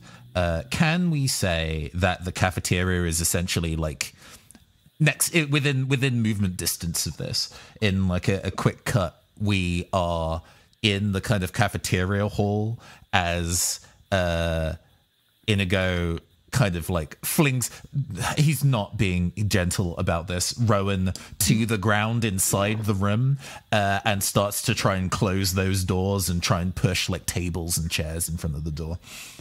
So I will say that you guys were fairly close to the cafeteria at this point. Go ahead and make me a conflict roll, Inigo, to see if you can just so we're not barricade just that door. chilling in the room, in the hallway like the entire game. That's a wash. There are no failures. There are no ones in it. What I will do is use my virtue card of generous. Yay! So actually, the Vice and Virtue only let you reroll ones. They don't let you reroll. We do still have one more reroll. We do still have a reroll floating. reroll. Then, in that case, I think I will, because I would like to have some scene in the cafeteria before we're forced to move on. So, if you're okay with me spending that additional provided reroll, we'll take that again from the top. Okay, Sounds cool. good. Let's do that Fantastic. again. Worse. Well, there that is a was 1 worse. this time, so I will Christ. for the mechanics of the game, because we love to use the mechanics of the game when demonstrating them for the burn people it. out there. We'll burn the generous, so I actually get to use it in the narrative. Like, Inigo has not said anything about it, but his stomach rumbling has been like audible throughout all of this. You wonder how long he was wandering through the city to try and find food before he was placed here. And there is clearly there must be some kind of store in the cafeteria, and he kind of specifically ignores the fact that other people may also want the food, and he's going to entirely push through that feeling to continue trying to move bits and pieces in front of the door. And I get to re-roll the 1. How do I re-roll the 1 specifically? Yes. Just click it. I don't know in the virtual tabletop. How I mean, you I would can roll a re-roll that? 1d6 in real life. We got one on hand. Yes. All right. That is a 5, which is not a 6. So unfortunately, that roll is a failure overall, but there are no 1s in it, which is nice. There Can are I no ones, but- burn a vice? Can we do these successively? So unfortunately, only the person making the conflict roll in 10 candles can do that. There is no sort of help action. So Okay. we will darken a candle for this scene. Oh my And god. Inigo, in this moment of pushing through the hunger that has pervaded, even though you received half a salad from Rowan at the beginning of this, you've gone without food for far too long. And while this need is present, you realize if the security guard gets through that door, there may be no reason for you to need food anyway. So you manage to slam the door shut as the sound of heavy footfalls running towards you pervades. You manage to reach out and find a table and sort of try to bring it closer, but anything that you would use to barricade the door without holding it yourself is bolted to the floor. And you find that you are the one holding the door between this and the security guard outside, who, as the scene fades from view, we hear sort of shouting out, "Come on, don't be difficult. This is only going to make this harder." And that echoes in all of your minds as we fade from that scene. And we start to establish truths. We left off with Nathan last time, so we will move to Zoop first. So Jeep will take her, will take their pole arm type thing and slide it through the hooks of the door, like the 2 handles of the door, to jam it shut. Okay. Aetherius.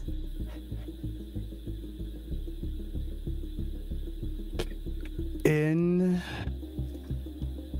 the chaos of trying to establish a barricade, or at least make this cafeteria space one in which we are less likely to be murdered by this security guard, Rowan is searching for something that isn't nailed down, something that he could use to help the group, establish a barricade. He's like seeing if there's like a shelf on the wall that he's seeing, maybe we can move this. And in the like rustling, I'll say that there's a bookshelf in particular that he realizes is actually a component of the wall. It's a built-in, so it isn't something that can be moved. But in his shoving of it to determine that, a book falls off the shelf. And it lands on the ground, and it doesn't have a title. It certainly looks like older in nature. It doesn't look like something that is brand new or was recently bought from like a Barnes and Nobles. And when Rowan goes to open the book, his stomach drops.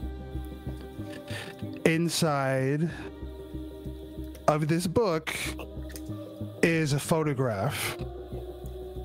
A photograph of Inigo, of Rowan, of Remy, and of Jeet. And a bunch of other unnamed patients. But in the corner, he notices that there is one nurse that has the old-timey nurse cap on, shorter brown hair, and when he looks at her name tag, it says Nurse Meadows on it. And she has a smile as she looks at the camera. Each of us looks in different forms of disarray. None of us looks like we are being taken care of in this institution.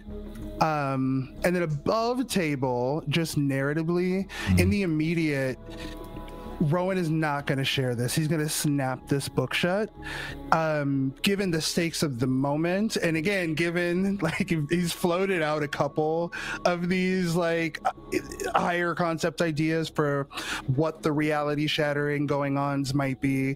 And he's learned time and place. And this is neither of those. And so he's going to close the book back. He's going to put it back on the shelf, but he's already taken out the photograph, which he is going to put in his back pocket. Okay. And we move back to me. As you're all recovering from the relief of having shut the one door that the security guard is outside of, one of you turns and realizes that there is a back door to the cafeteria as well.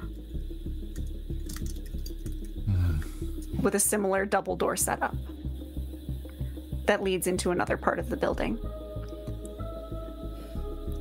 Amber.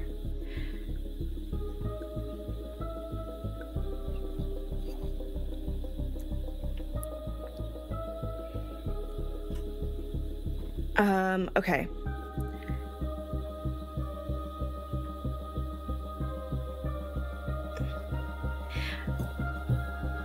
The windows in the cafeteria here at first appear to be like normal windows overlooking a beautiful, lush, and enticing garden that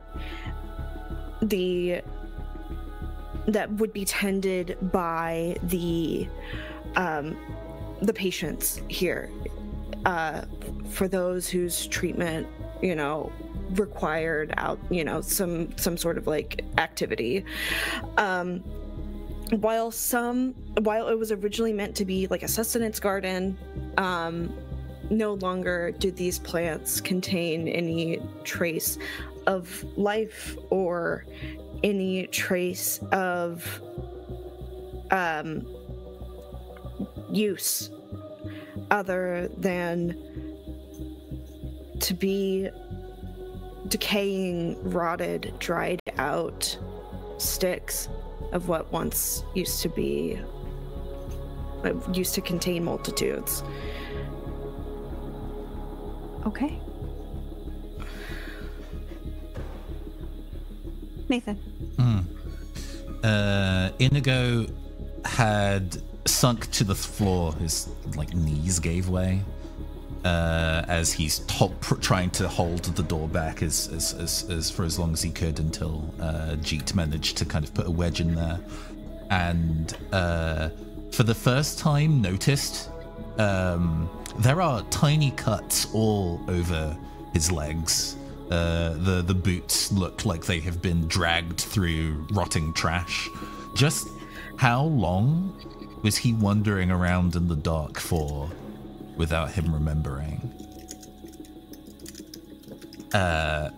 Refusing to try and look at himself and externalize the thoughts, he is the one who's supposed to be keeping it together, finds God. I want to say a meat skewer. Like a one you'd put like slices of kebab meat through, discarded rusting in the cafeteria.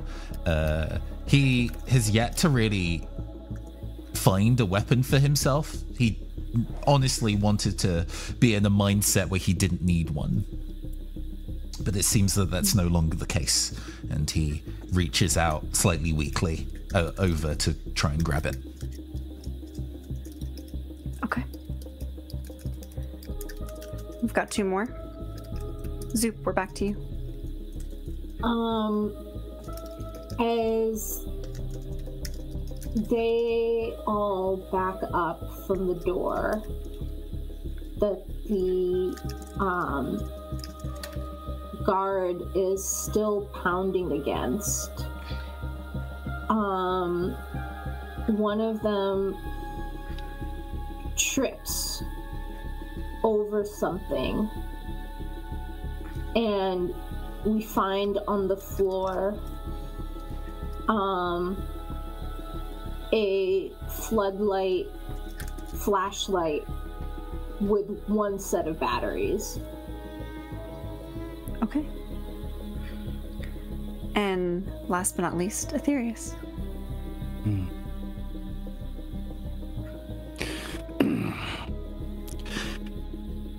Rowan is going to... He sees that Inigo, who has been pretty consistent in pulling him back from the precipice or helping him not circle the drain, he sees a little bit of that resolve waning a bit, right? Like, and so as such, he is gonna go over to Inigo and is gonna like kneel down. He's not gonna do the full-on like cap counselor like take a knee, you know, but he is gonna like level himself with Inigo, and he's gonna try to use some kind of like humor or levity, and so he's gonna like try to mimic your accent, and he's gonna be like, "All right, Gov, up and about." Come on. And he's gonna give a back pat and try to encourage Inigo to get up and keep moving. Fucking plonker gets up.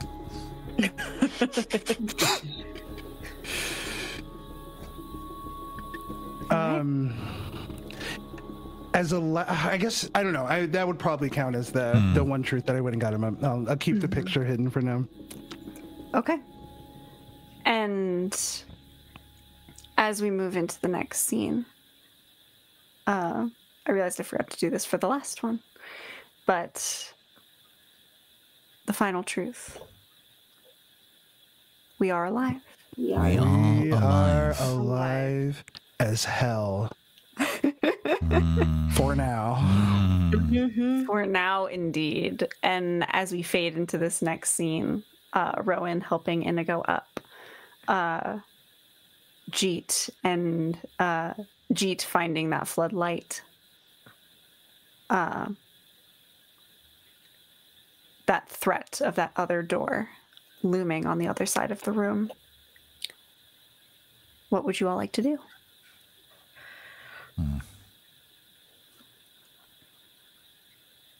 We need to keep moving. If this security guard... Sorry. I'm convinced I'm hearing things. But we can't let them catch up to us. Remy is going to run to like the closest closet that is in this cafeteria to see if they can help Jeet in any way in like barricading the door, and if there's anything particularly heavy or like substantial that they can help place in front of the door. Okay.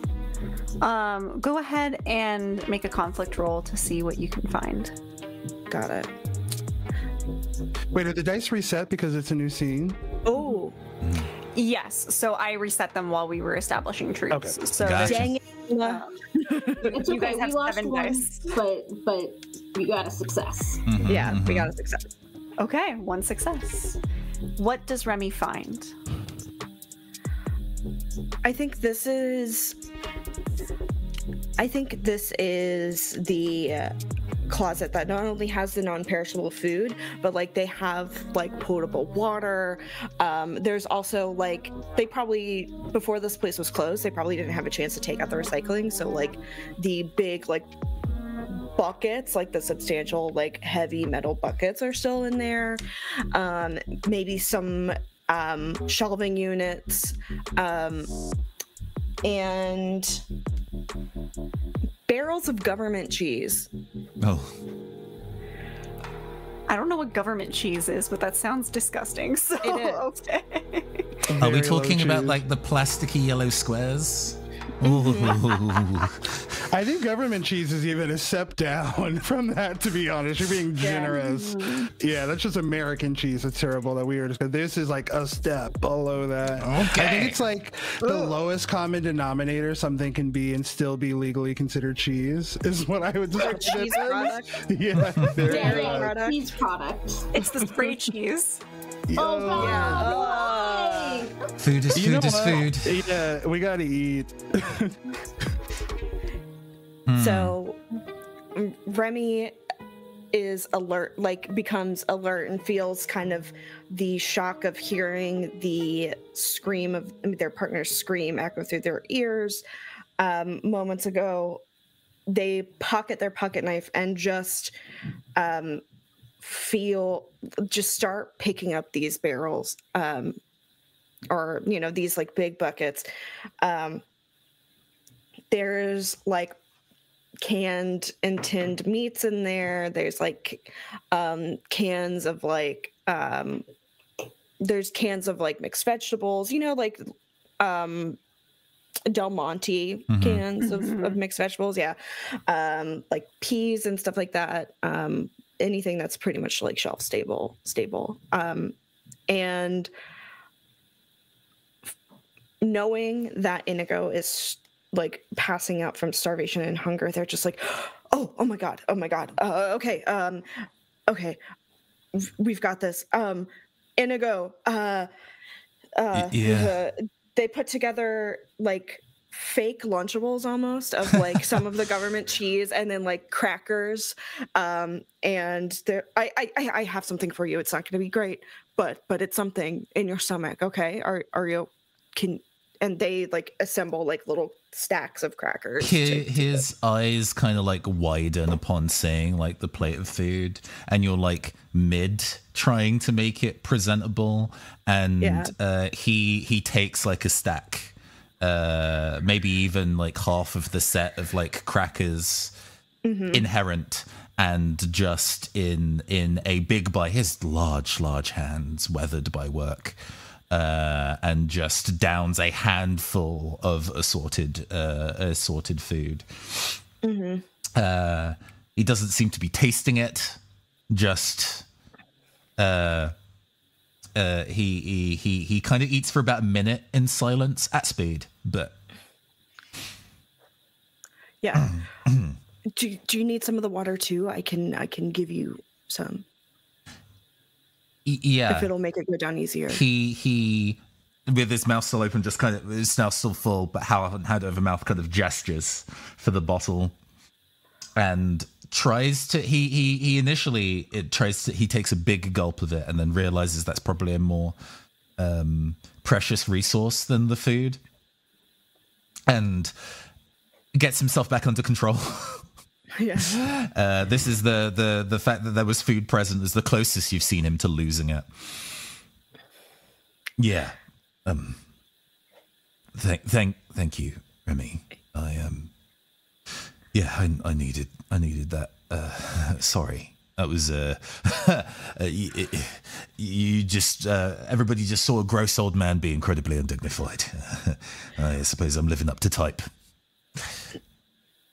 You're not gross. Nothing you've been doing today is gross or undignified. In fact, you've held the most dignity out of all of us.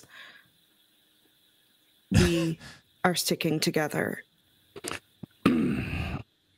Rowan flinches at Remy's comment about dignity, sitting on this Polaroid that seemingly contains these 4 disconnected people in an impossible situation in a time that couldn't exist. Jeet actually kneels down next to Rowan and says,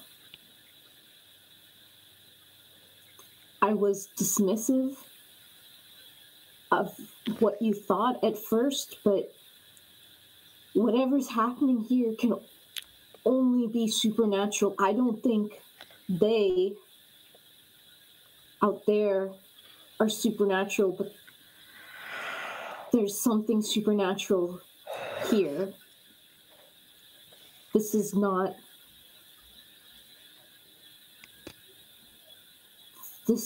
normal. As Jeet is talking to Rowan, Rowan is listening. And let me know if this is okay. Zoop, I'm going to say that Jeet tries to put a comforting hand on Rowan's shoulder. And as they do that, there's another immediate intercut. And Jeet is encouraging a very shell-shocked feeling Rowan in those moments kind of like that you see that are very cinematic where there is no sound almost except for like an ear ringing while there is a cacophony of chaos that is happening around. And it's a food fight. Jeet is talking to Rowan, and there's a split second where they are seemingly the same but different people in a same but different space. And I'm assuming that in this brief kind of moment, there had to be a look of like disassociation or disconnect in Rowan's eyes because Jeet's like, Rowan, and Jeet calls Rowan back to reality for a moment. It's this place. It's messing with our heads. None of this is real. Oh, hold on. At this brief exchange and in seeing Jeet as someone else for a moment, like Rowan does have the revelation. There's no benefit now in holding this close to the vest. All he needed, I think, was one instance of someone like believing him or giving any credence to the ideas that he put forward. I think thematically, especially being someone, again, who was kind of ridiculed for their belief in the paranormal prior to this, there's something very vindicating in having someone sincerely like believe in you. And so to that, Rowan is going to reach into his back pocket. He's sitting down, so he's going to lean forward enough to be able to pull out the Polaroid. And as he's going to pass it to Jeet, the Polaroid and its contents and everything on it, this picture of the 4 of them alongside other unnamed inmates and Nurse Meadows is identical to what it was before. But now in the bottom white part of the Polaroid, the one that you would hold when you were shaking it to have it develop, there are 4 words written in red that weren't there before. And they are, they live, we sleep. And at that, Rowan is simply going to stare off into the distance and hand Jeet the photograph. And is the photograph that you hand Jeet, do they see the same thing as everything you've described so far? That's a good question. You tell me. What did Jeet see? To throw some Emma energy in there, I'm like, you tell me. And how did it make you feel? I mean, that is essentially my job for this TTRPG is to direct you. So, Jeet, what do you think you see?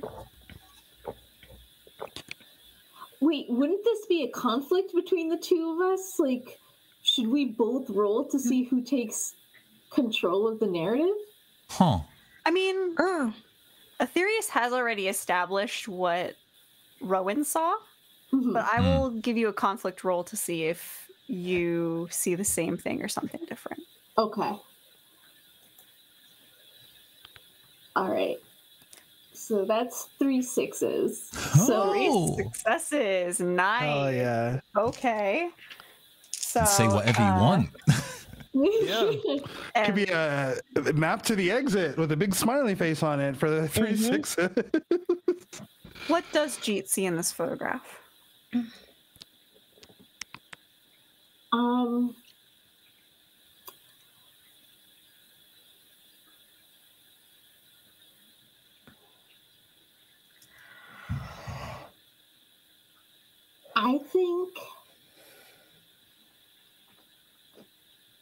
I think they see something different.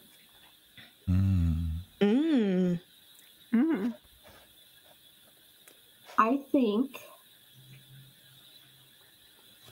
they see a picture of the exit, the back exit, and the red words at the bottom say, "They're coming, get out."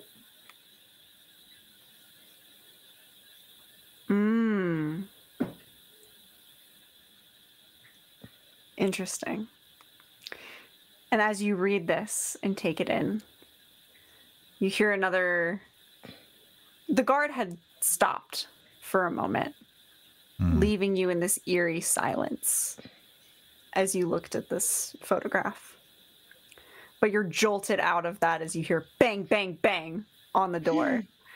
As the guard goes, "Listen, guys, I know you think you've got the upper hand here. There is another door. We will be coming in eventually. Just come on out now, and we can resolve this peacefully.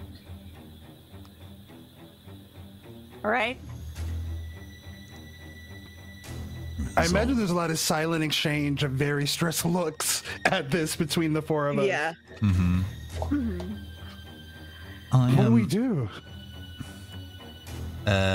Inigo wipes the crumbs off his mouth and turns towards the door with the regular kind of like thumping. It's not like a loud thumping, but yet the doors feel like they heave, like they're breathing with every kind of like pound on that. And he turns to it slowly, and we get like a rear shot of him as he moves towards the door. And in the silhouette, his arm moves and he's holding the rusty kind of like a kebab skewer. Yeah. Sorry, we've just been having a bit of a rough day, yeah? But we're coming peacefully, so I'm gonna open the door and I'm gonna have my hands up, and then we're gonna talk this out, and we'll go back to our rooms peacefully, yeah? Okay. I'm stepping away from the door. Rowan is mouthing to Inigo, "What are you doing?" without actually verbalizing it.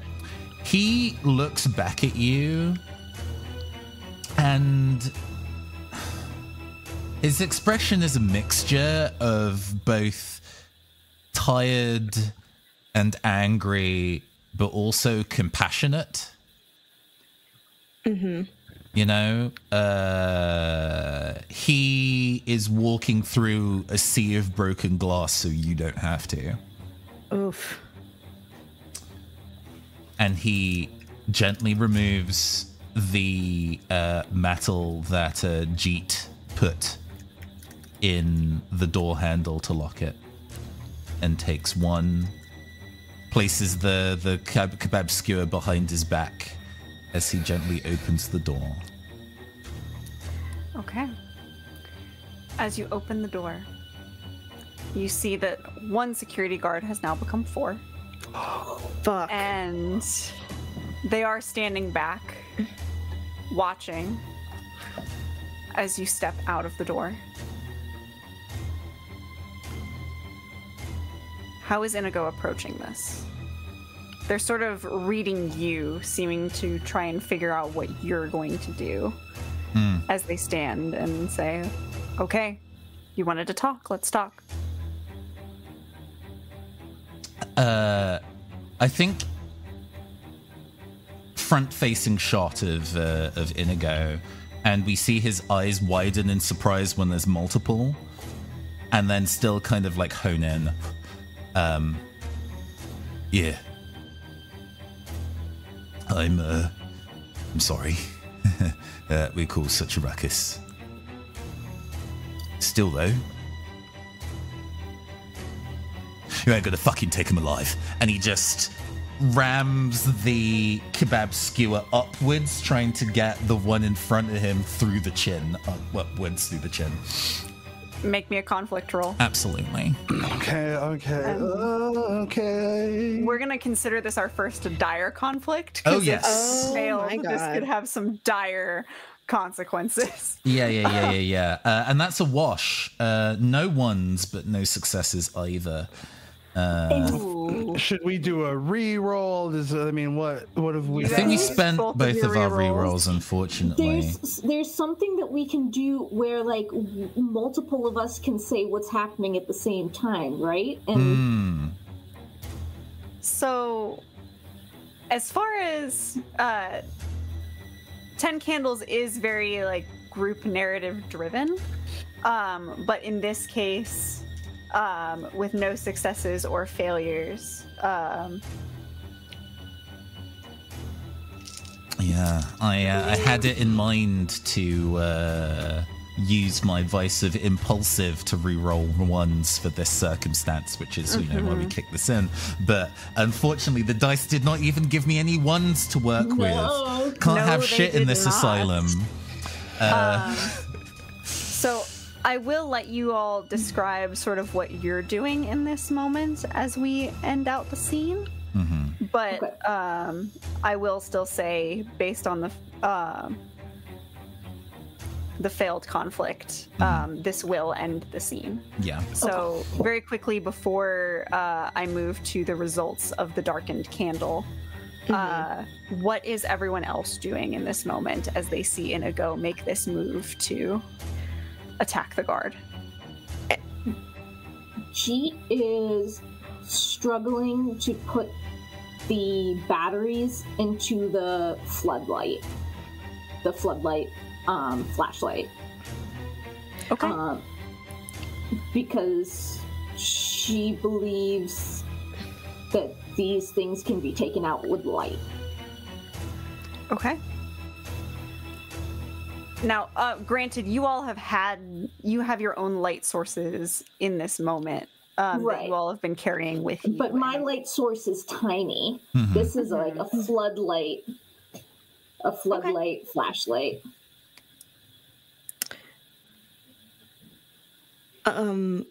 So how do we not know how the security guard responded yet? No, I will get to that at the end of the scene. So Okay. this is just you realizing what Inigo is about to do.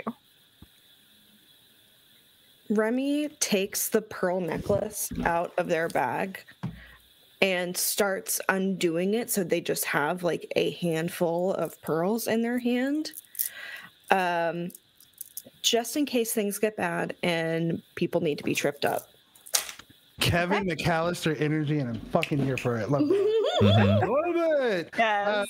I don't know if Michelle Obama wrote anything that would be helpful about in this particular situation. I don't think she has like a haunted asylum chapter. I do think that Rowan is going to look at Jeet, who is preparing this light source, incredibly confused because their reaction to this photo, which to him is inexplicable and frames the current events in a much different light than what Jeet actually saw, is very confused. And I have a question. This is like a little bit above table, but like when I looked at Remy when they had the pocket knife earlier, did I see them with a pocket knife or did I see them with a scalpel? You saw them with a scalpel. Okay. I think Rowan is going to run into where I'm assuming that in the hustle of things, the photograph has been dropped. Now that Jeet's like, all right, I'm going to light these motherfuckers up. Yeah, literally. Rowan is going to grab the photograph. Is so confused why this is normal to Jeet, why Jeet didn't freak out in seeing this.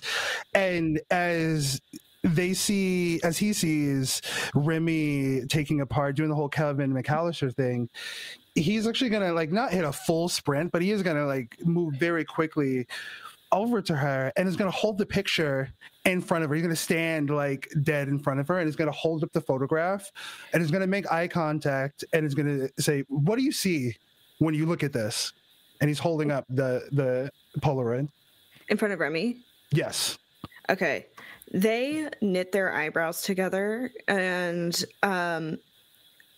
stop unthreading the pearls, and they go, I see. Huh. I see this building. I just see the outside of the building. Brand new. Like the day it opened. Rowan is going to look at the picture again just to confirm what he sees. And for Rowan, this is still inexplicably a picture of the four of us dressed in patient's clothes. There's no writing on this to you? It just says Forest Hills Asylum, and I guess the day that it opened, it's like handwritten. Rowan is going to loosen the grip between his thumb and forefinger that's been holding the Polaroid to allow it to just kind of like drop to the ground. What do you see? Is that not what it is? Rowan is going to make very concerned and confused eye contact with Remy. He's like, I see us. I see you. I see Jeet. I see myself. I see Inigo. I see whoever this nurse lady is. And we're all dressed in 1940s patient attire. I see the building when it was at its most beautiful.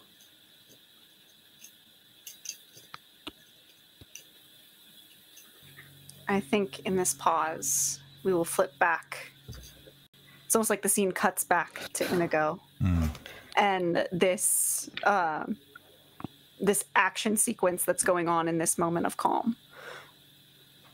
As Inigo, you jolt the rusty skewer up, and your hand is caught by this guard before it can pierce skin. In that moment of tension there, because there's a bullet point in the dire conflicts that I'm going to specifically do here. In the moment of tension where his wrist is being held and the skewer is being pressed against one of the guards' chins. When you were in operation, during that period of time, quiz like me, that was considered a mental illness, yeah? You just kind of put us fucking away because you didn't know what to do with us, yeah? Well, you're going to have to tear me to fucking pieces, because if you're going to keep me intact, I ain't going to stay down, motherfucker. And continues to keep pushing. One of the other guards tries to grab Inigo by the shoulder and jolts back in pain as we see that he has stuffed his sewing needles upwards through the leather of his jacket to make that part ungrabbable as the rest of that skewer continues to go through this man's skull. And he fights. And it's desperate and messy and untrained. A fight. This man has fought a lot of things through his life. He's hold on. He's fought a lot of people when he lived in the UK before he moved over to the US. He was had to protect communities there. He had to leave where he was living before in London to start a new life in America for reasons that he refuses to explain. He maintained a community center in the city that the local council would not support and fund, and had to fight to keep that open. They were considered squatters, after all. He fought hard enough for him to be the last one there. When the lights went out across the world, he kind of held that space in case any of the people who needed to find shelter could find one if they knew where it was, and would find they were not alone if they went there. But unfortunately, he ran out of food. I only expected to go away for a short while to find more and go back, but...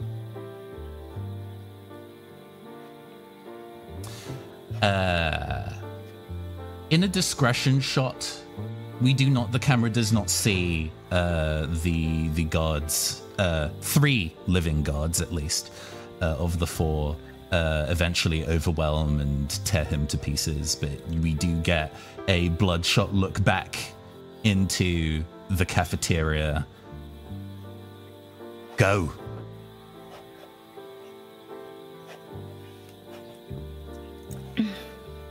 And Inigo Rosewood dies.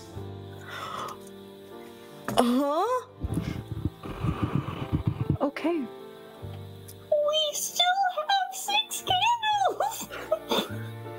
And as the scene fades out and that candle darkens, I think this is a great time for us to take our break, friends. A little bit, yeah, I think so.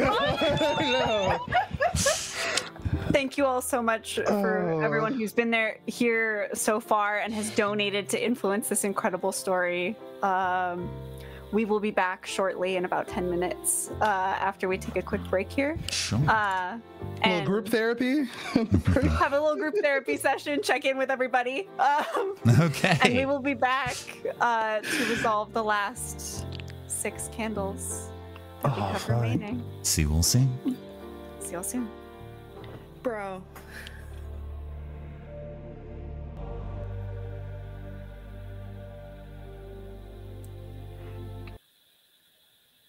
Yeah. Hello, everyone, and welcome back to 10 Candles. If you have just joined us or have not been here for very long, welcome. My name is Emma. I am our GM for this evening, or afternoon, rather, in American times. But I am joined by 4 wonderful players as we just experienced the loss of one of our own, Inigo Rosewood, who died valiantly protecting the other 3 player characters from the security guards that have come after them in this abandoned asylum. If you are just joining us, this is a fundraiser stream to raise funds to cover operating costs for the Tabletop Tale Spinners Network, the channel that you are watching this on right now. So if you are so inclined and would like to affect the story that you're watching, either by helping or hindering the party, please feel free to donate through the pinned link in our chat, and we will be watching that as we move forward. But for now, we're gonna go back, and as that scene has left us and we have 6 candles remaining, we are going to establish some more truths.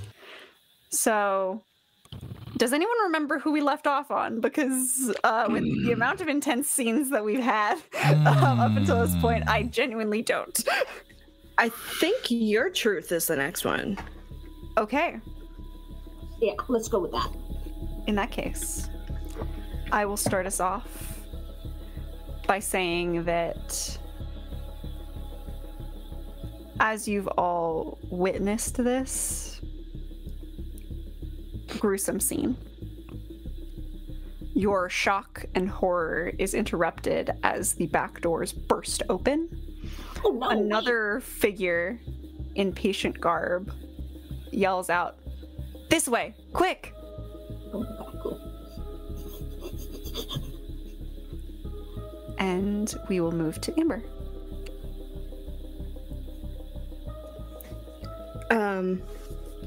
Sorry, I was finishing my chicken tender.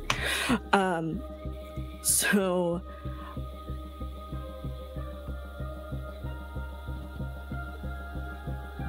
Remy is in the middle of having this conversation with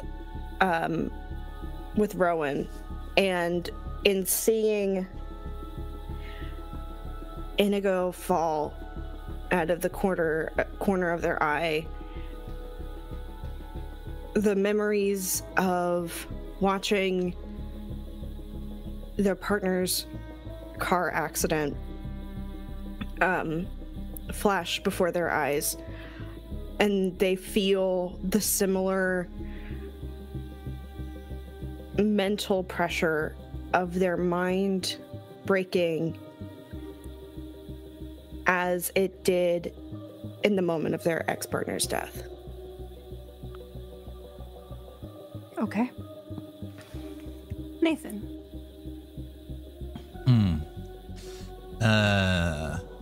As the body of Inigo falls to the floor, there is the sound of breaking glass and a pool of dark liquid kind of like radiates out from underneath Inigo.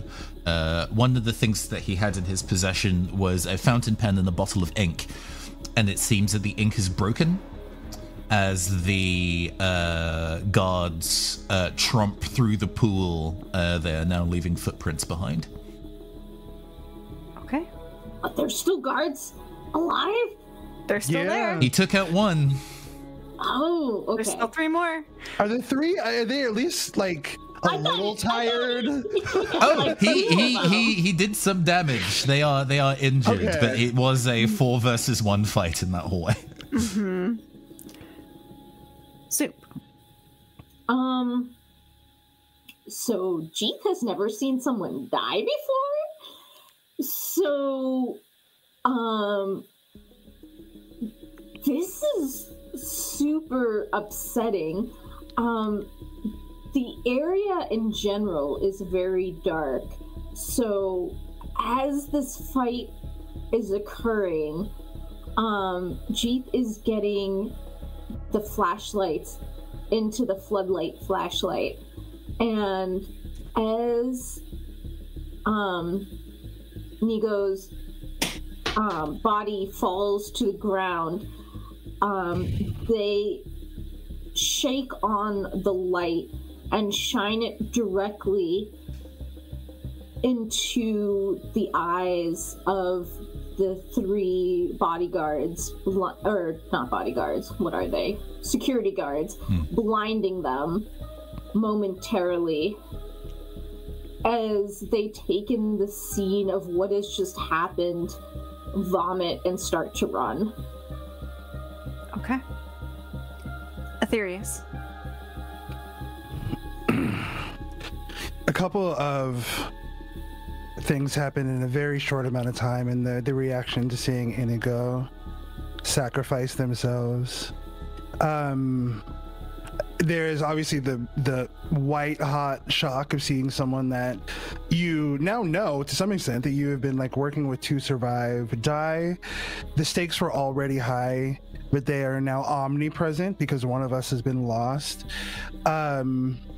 I think Rowan is going to weigh the role that Inigo played in the group and really like pushing and encouraging us to like keep moving, and will view like not doing so as an affront to his sacrifice, right? Like, what did he die for if we die here? So 2 things happen very quickly. The photograph he is going to drop and he's going to leave, but interestingly, in his final glimpse at this Polaroid, this time it's different. The writing is gone, the building is gone, his companions are gone, and it's seemingly just a photo of him. one that he doesn't remember taking, and now he's decided he cannot lead credence to whatever that is. Clearly, it's got to be some kind of trick, maybe by them with a capital T. And the second thing that happens as he's going to scream run and is going to point toward the patient that is like, kind of goading them forward, he's going to look to Remy and say, use the pearls. And that'll be his final, well, I don't know if it's the final truth, but it's his final truth. There's one more. And it is mine. So, as all of you start to scramble, leaving your fallen companion behind, the patient in the doorway sort of ushers you all out frantically. Very gaunt, pale figure. Looks to be maybe in his 30s. Shaved head. Though you can see patches where hair is starting to grow back, but it appears very patchy. And he seems almost just as shocked to see you as you are to see him. And with that, the final truth. We are alive. Well, some of us. Most of us are alive, technically. Three quarters of us are alive. Yes. Mm-hmm. Who are you? Are you real? I'm pretty sure I'm real. Who are you real? Are you one of the escaped patients? I mean, I'm trying to get out of here. Okay. Are you not the others? I figured we don't have time. As Lead the way. the security guards start coming, he nods and bolts back down the other hallway. Rowan's going to cast one final meaningful look at the corpse of Inigo, and pauses for a moment before being able to snap back into the urgency of this current moment and kind of bolt after the others. Remy was frozen there for a moment because when they looked at Inigo's body, they saw the broken body of their partner. But flashback to reality, heard Rowan and just threw the pearls behind them haphazardly, hoping to get some of the security guards. It just didn't even think about it because thinking right now is not beautiful, not powerful, not good. They just act. All right. Go ahead and give me a conflict roll. Yeah. Cortisol. Okay. One success, but also a 1. All right, we take those. I'll take the success. Okay. Go ahead and describe what happens. See, it's funny you said Kevin McAllister because I was thinking Nomi Malone in Showgirls. Oh, okay. Where am I, man? I guess I see you. Yeah, but I was hoping for a Nomi Malone moment. Did not happen because my brain broke. So what happens instead is Remy kind of just, God, I want to say like a Pokeball throws them, but that's not correct. That requires thought. Really, it's just like a haphazard spilling, like a throwing almost out of like fear and just needing to like throw something in aggravation, frustration, in desperation. The pearls cascade across the bedraggled linoleum floor of the cafeteria, with little tinks of the sound of the pearls hitting the surface. And they run, following the rest of the group, but it does end up snagging one security guard. They trip on a couple of the pearls that are rolling, and as they fall, the sickening sound of bone and flesh coming in contact with a hard surface echoes through the cafeteria, as the security guard's head hits the floor, and they are no more. Hell yeah, fuck that guy. Sorry, I'm very invested in this story. Big, sickening crack sound, absolutely. And as that crack resounds, it almost freezes the other two security guards for just a moment, who didn't trip but are exasperated by the fact that this has befallen one of their own in this moment. And oh, sorry. No, go ahead. I was going to say that crack also symbolizes the cracking in Remy's mind as they realize that this is actually real, that someone here has died. Mm-hmm. And as you make your way down the next hallway,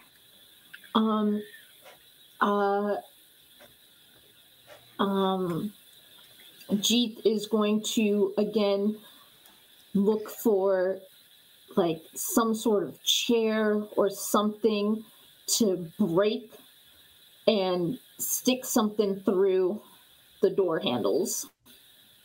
Okay. It seemed to work pretty well last time. Go ahead and make me a conflict roll. Oh my god, we're down so That is 3 ones. No 6s. You're I will do some things. Let's I will burn Vice, my Vice, which is a daredevil, reckless and thrill-seeking, to re-roll my 3 ones, which I think I have to find 3 d6s. Yeah, go analog, go physical. I did roll 4, so you did not have objectively the shittiest roll. We can work with this. This is workable. It's a game about hope. So you get 2 more because I rolled 2 1s and a 5, and the scene ends. Okay. So, although I have what do I have? I have my moment. Oh my god. I don't know how do I use my moment? I will find hope in seeding the strength of another. So as far as the moments go, I'm going to say that for this case, since the roll was failed, that's sort of an additional, like, on top of... so the moment doesn't let you re-roll anything. Okay. But what it does do is grant you a hope dice if you succeed in living the moment. So that would be something you would employ in the following scenes. But okay, cool. But it would grant you an extra dice that succeeds on a 5 or a 6. So that 5, if you had already lived the moment, that 5 could have been a success for you. But also, couldn't some very kind and generous souls who want to support an indie TTRPG network? They want to see blood, people. Oh boy! All right, so. Yes, if the audience is so inclined to donate for future rerolls, they are more than welcome to do so. However, in the meantime, Jeet, you go searching for anything to brace this door as well. And in that moment of adrenaline rush,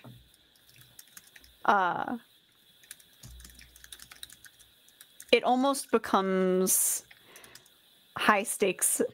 It's become high stakes, and you know this. They have killed one of your own, and they have the ability to do it again. But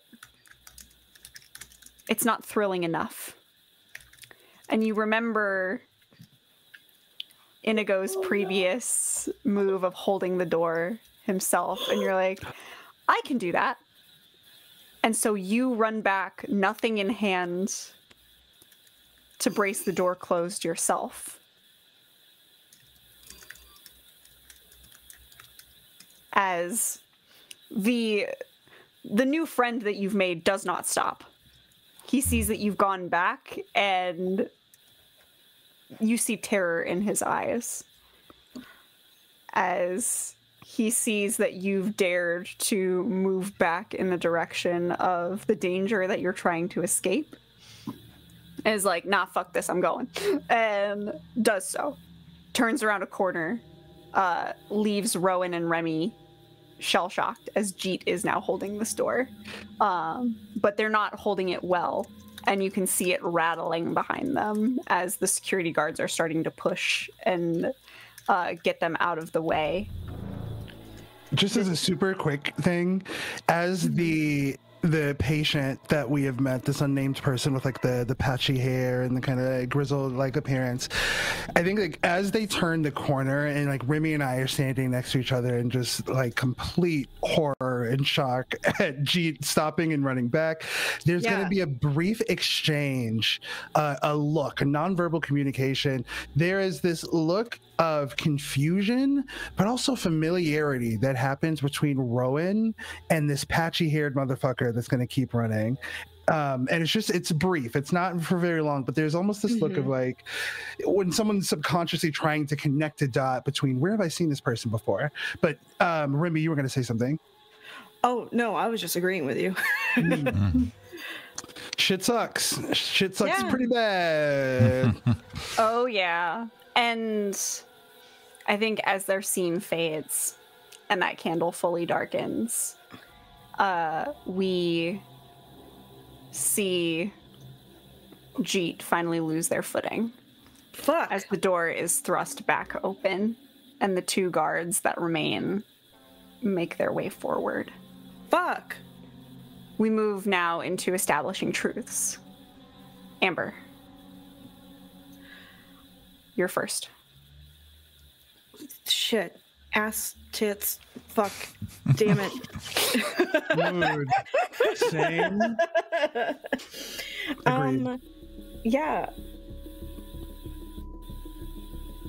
So for a moment, the scene flashes again. We're transported to the alternate timeline or whatever it is. And the security guards are not security guards at all, but patients who have been deemed favorites by the nurse. They are dressed in long patient's robes and are working to get us handled so that they can continue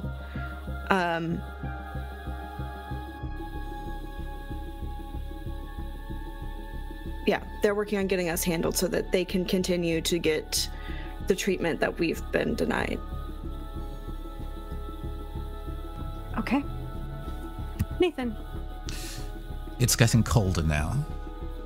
The world immediately became colder once the sun stopped shining. It's one of the main reasons why plants no longer grow aside from the sun. But it's colder still in here. Artificially cold. There must be power still running, if not for the intercoms or the fact that air conditioning? Or Perhaps you're getting closer to the morgue, and that's in operation now. Okay. Zoop. I get to establish a truth. So Jeet gets barreled backwards as they push through the doors, but she flips to her feet and takes her flood flashlight, which is still in her hand, and they take it and they slam it into one of the heads of the security guards, taking them down. Hell yeah, fuck them up. I think that's all I can do for my truth. Yeah. So somebody else save me with your truth. Save me with your truth. I love that. Aetherius, would you like to save Jeet with your truth? I would love to. I am going to say really quickly, Ember, what does your dead partner look like? Fuck you. Okay. You're getting pressed. You sound stressed. So Sal is a 5'4" Korean woman, like Korean American woman, with listen, she's just Jihyo from Twice. So like this, but not a caricature. Got it.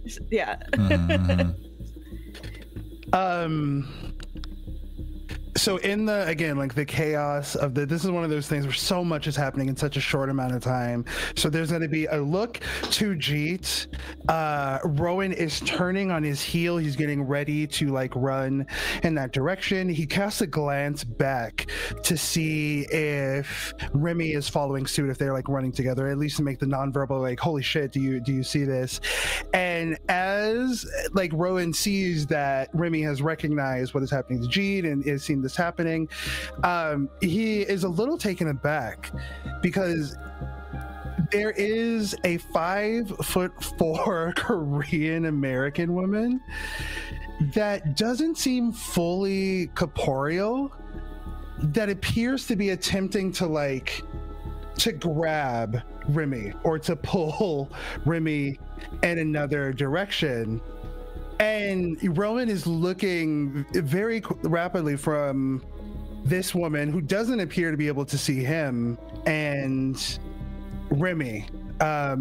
And I don't think that Remy and Rowan have had a conversation about what the partner looks like. That's like an all above table. But in this moment, this is truly fight or flight. So much so that like me seeing this non-corporeal person all of a sudden pulling on you has to take back seat, needs to be put on the back burner in the immediate as we run to Jeet. So at that, Rowan is going to run and is going to see where Jeet has been knocked down and where they have just absolutely fucking domed, just knock the skull in of the security guard, is going to try to help Jeet get on their feet so that they can follow suit and run in the direction of the patchy-haired patient.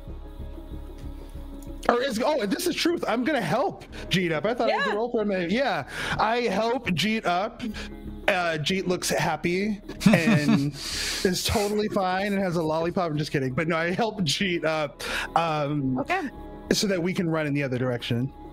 Fantastic. You just darkened all our candles. Wait, what? Yeah, it just says that you darkened all the candles. Wait, what do you mean? I didn't click anything. Oh! What? All our candles are out. I will relight those because I did not. Thank you. I'm like, oh man, maybe Jeet, you don't make it. Incredibly strange. Oh, I was like, this is what you get for putting Kendrick Lamar in the background. Fuck. All the candles went out. That was so strange. I don't know how that happened. I think the VTT was on Drake's side. Shit. Oh no! Tomato. I guess so.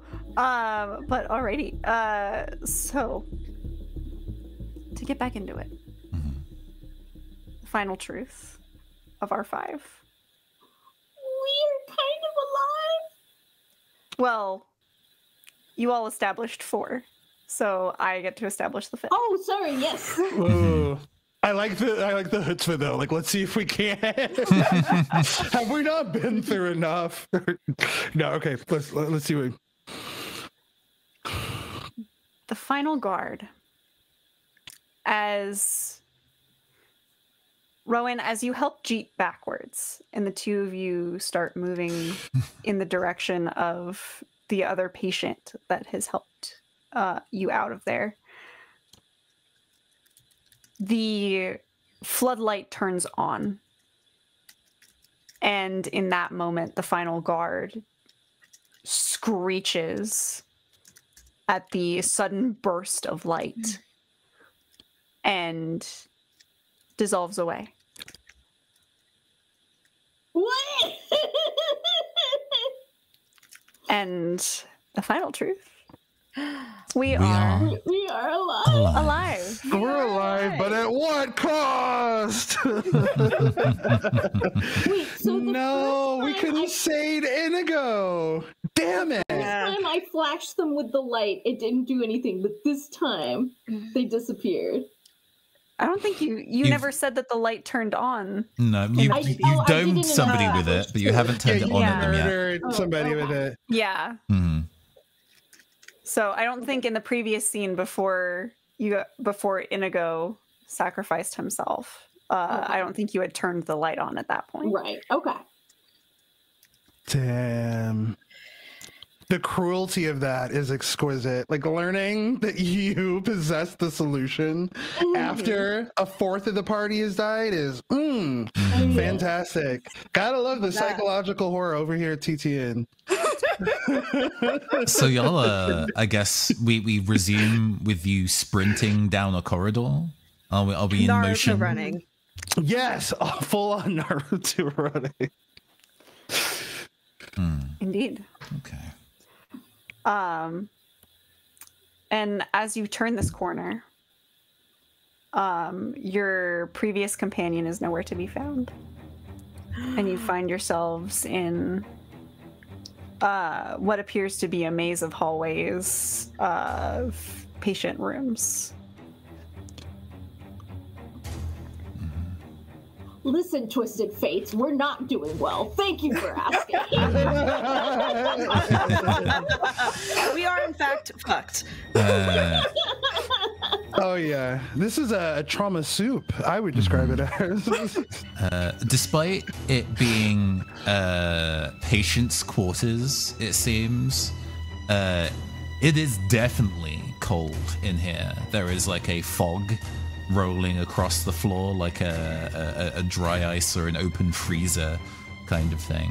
You can see moisture beading slightly on the painted walls in this corridor. Mm-hmm. And as you move through the corridor, you realize it's even more. It almost looks like you're running through the corridors in the 1940s, when this was still operational. The paint seems fresh. Though there's moisture building up, it seems to be condensation from the cold, not necessarily from wear and tear of the building itself. And most of the patient doors are closed, but there are select few open that you see as you begin to run through this corridor. What do you do? You are still being pursued by one guard. Oh, we're still being pursued. I thought he disappeared. No, there's one left. Oh no, he did disappear. I did establish that. Yay! You are no longer being pursued, but as you run through this corridor, you realize that the friend that you had found is nowhere to be seen.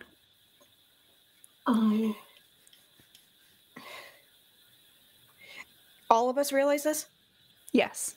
Okay. But, buddy, I imagine that the raw, just psychological shock to the system of, again, I think other characters have talked to, the stakes were already high, but at seeing now there are multiple deaths, we all came into this with blood not on our hands. Now some of us are murderers or have been murdered. You know, it's like the things have I think exasperated and kind of with this wild look of desperation in his eyes. Whereas I feel like the anxiety was more paralyzing previously for Rowan, it is now very galvanizing. There's this manic energy to kind of honor the sacrifice of Inigo, right? I think in Rowan's mind, doing anything but like fighting until the last breath is like wasted his sacrifice. And so kind of wild-eyed and desperate, he's going to turn to Remy and to Jeet is going to say, what are we going to do now? We got to figure this out. It's them. Did you see how the security guard disappeared when hit with the light? It's them. It is still them. Maybe they are supernatural. I don't know. I don't know why they're after us specifically, but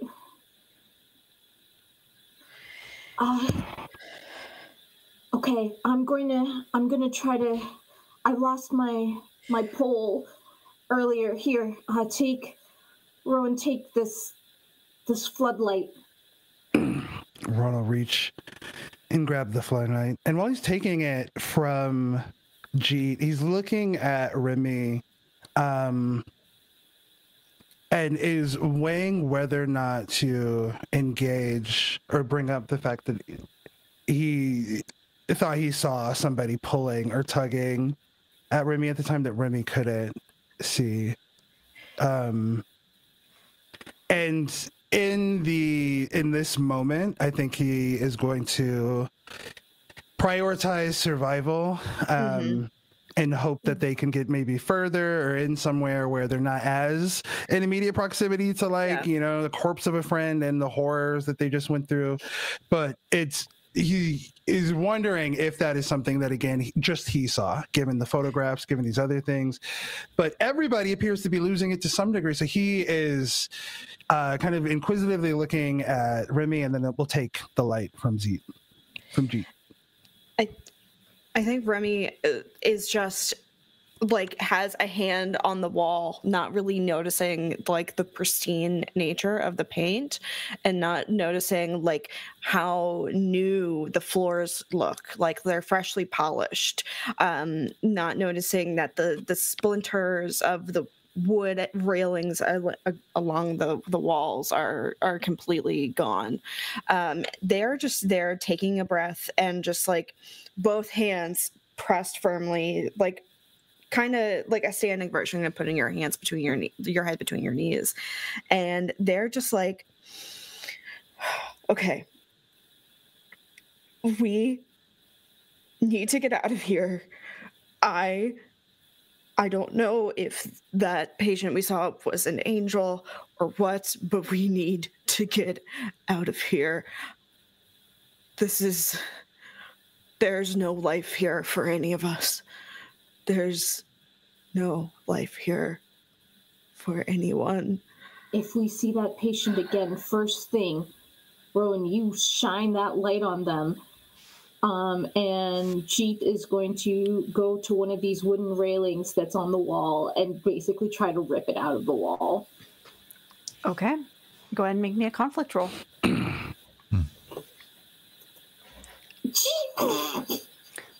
That is no successes and one. Do you have something to burn by chance? No, I have my next thing is my moment. Okay. Am I seeding the strength of another by giving Rowan the flashlight? I mean, I do feel empowered. I don't know if that matters. Just subjectively, Emma, I feel so supported in this moment by Jeet. So I'm gonna say this won't give you your hope. This won't change the fact that the scene is ending. Uh-huh. However, I will let you make a separate conflict roll to live the moment. Sorry. To live the moment. Okay. So I hit roll again. Yes. That's worse. Worse. You're These dice do not like you guys. kidding me. That's 2 1s. That's 2 failures and no successes. So I burn my moment and I don't get my die of hope. Yep. So I'm gonna ask Rowan in this moment. You can see that by giving you this flashlight, Jeet is trying to give you some sort of strength. How is that interrupted in this action? How does that fail? So, just as Jeet is going to hand over the floodlight and is, I imagine, probably verbally, but even non-verbally, going to try to affirm Rowan. As Rowan is reaching to take the light, as he grabs half of it, or grabs part of it, he almost drops it. There's a jostle because he is startled. He is jump scared by another kind of crackling noise, like before the intercom comes on again. A voice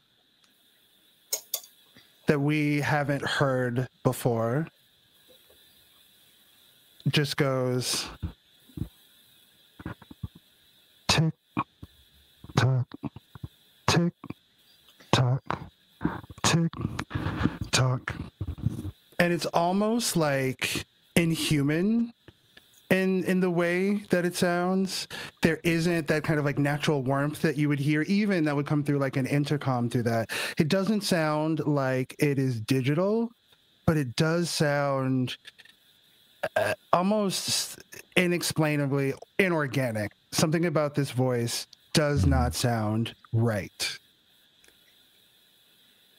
And he's going to look wide-eyed at the other two.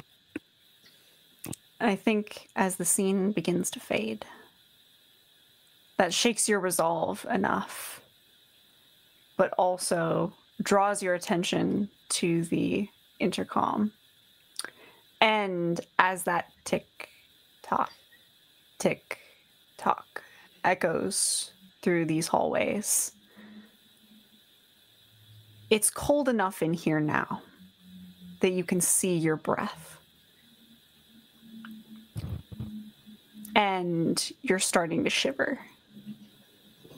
You're not sure why it's so cold in here, but it's a bit foreboding in the silence, as in rhythm with the speaking over the intercom, a set of heels is heard click-clacking on the tile. And the nurse reappears at the end of the hallway. She looks at all of you, says, "Now I was hoping that you would all come peacefully. That doesn't seem like it'll be the case this time. No matter. We'll get you back to your rooms eventually." And more security guards appear behind her. Twice This time. But they're not security guards.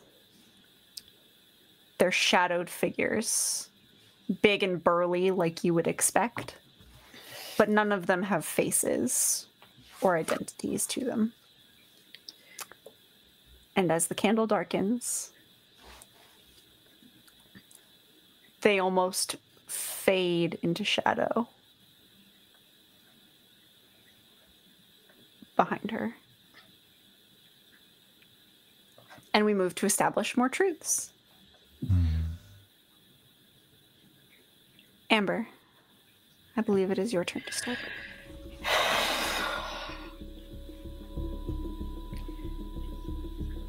Same. Remy's hands are pressed firmly against the wall, as if trying to push the wall away from them. They are looking no higher than the ground. They are rooted to the spot. But the only thing moving related to Remy's body, as the scene flashes again once more, are trails of blood streaming down from both of their hands down the wall, and at their feet lies the scalpel once more, with and the nurse has a scar leading from her chin, leading from the corner of her mouth that looks like it was made by the precise cut of a scalpel. Okay. Nathan. It is even more winding down here. It doesn't feel like you ran down a flight of stairs, but you feel like you are in a deeper part of this building now. You have no idea how far below the surface you could possibly be. As you run through this space, the air is still chilling and it is moving too. Not a breeze in a single direction from down, but out and back, gradually over time, a loop, like breathing.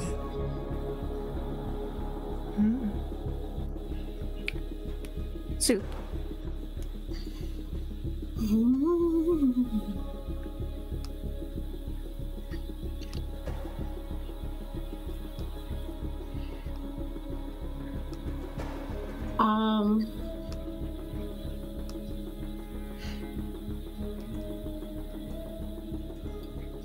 I think Jeep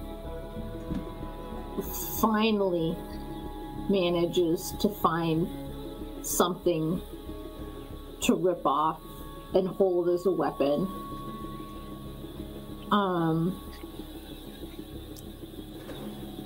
And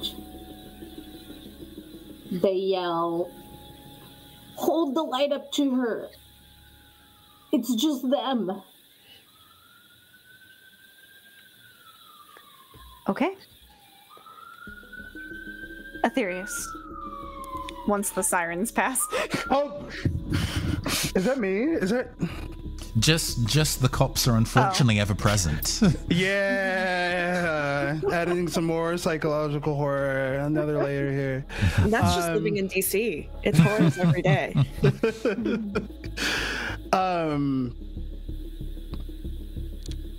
Rowan,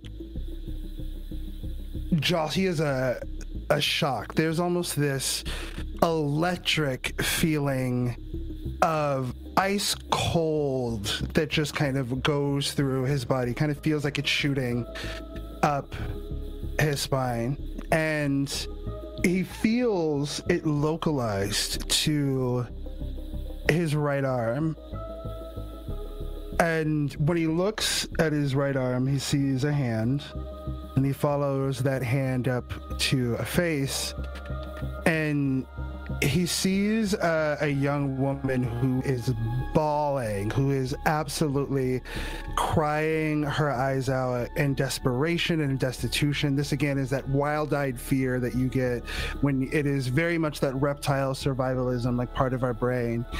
And they are pointing at the light, and just as Jeet says shine the light on them, they are pointing at the shadows.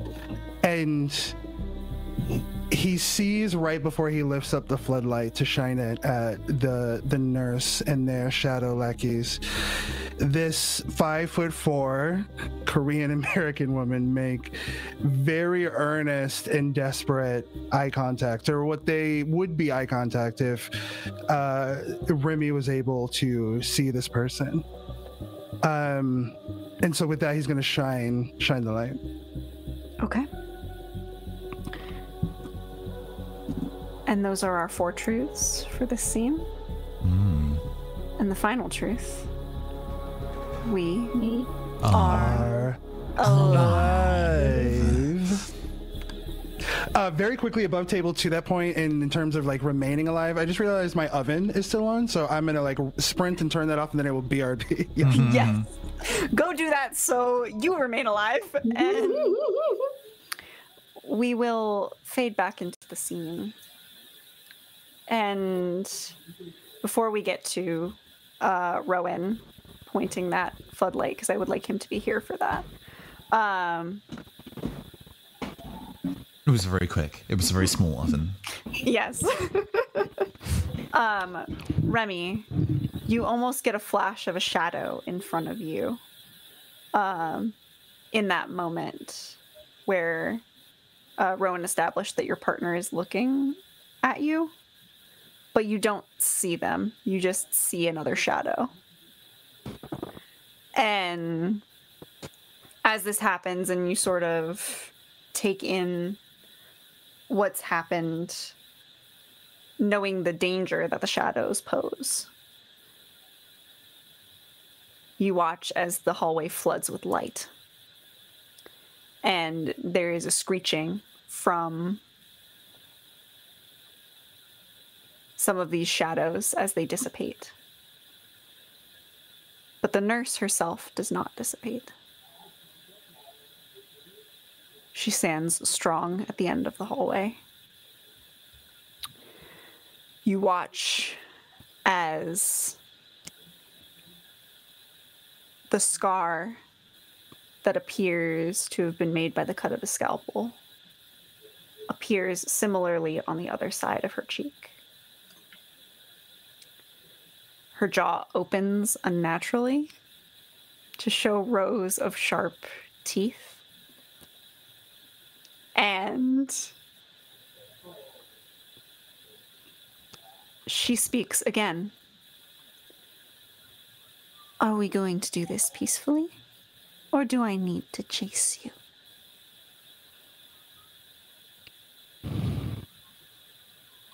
Absolutely not peacefully, and she's gonna beam her with this piece of like metal that they've extracted from somewhere. Gonna just like run up and beam this lady in the face with it. Okay. Roll a conflict roll. I don't want to make the roll. Come on, I feel so good, Gene. I feel like hey. 2 6s, no failures. That's what we like to see. Nice. Oh, wait, hang on. I won't take away one of your 2 6s, but I do need to take a dice out of that pool. So,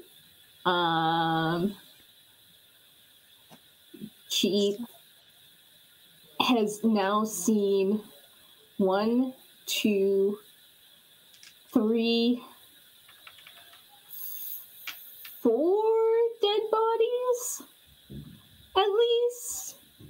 She was at least responsible for one of them. She doesn't have a body She was count. at least responsible for one of them. So, forget propriety. It is fighting time. And they take their kind of metal railing that they've like yanked out of the wall. It's got a little bit of the paint chipping, and they just take it to this lady skull, knocking teeth to the floor, and they fall like caltrops Yeah, it's well, they say that mothers can pull together astounding strength when it comes to rescuing their child, like they could lift a car. And you wonder whether the adrenaline within you in this moment is giving you more strength than you knew you had. You've never had to swing anything like this before. You skipped out on every baseball lesson that you were kind of class that you were forced to take in high school. But it takes the top 2/3 of her head clean away, which then splatters against the opposite wall like an overripe melon, and the body falls over backwards, inert. And Jeeth turns around and goes, I don't think that's normal. Rowan is staring slack-jawed at this. Like, Jeet is now really kind of obliterated. I don't even think murder is like a fully encompassing way to describe it. It is like smashing something out of existence. Oof. But Nathan, I think you were going to say something. Yeah. So, okay, I was thinking of a person to pick on, and you've kind of made that choice for me, Etheria. So that's fabulous. While while Rowan looks at Jeet's surprising feat of strength, nobody currently has eyes on Remy, and Remy, you feel a presence next to you. I think we're pretty close. You're muted, by the way. Thank you. They look to the side to see who's talking to them. It's Inigo. Remy blinks and shakes their head and removes their hands from the wall. No, this can't be. You died. Yeah. Well, from my perspective, I managed to get one real good, and they tried to grab me by the shoulder, and I managed to protect myself. I had like sewing needles, and it doesn't matter. But because they had to pull their hand back, I managed to get away, and I kind of ran down a separate corridor, and I've been trying to find you guys again. So I'm glad I fucking finally found you. You said you saw something different.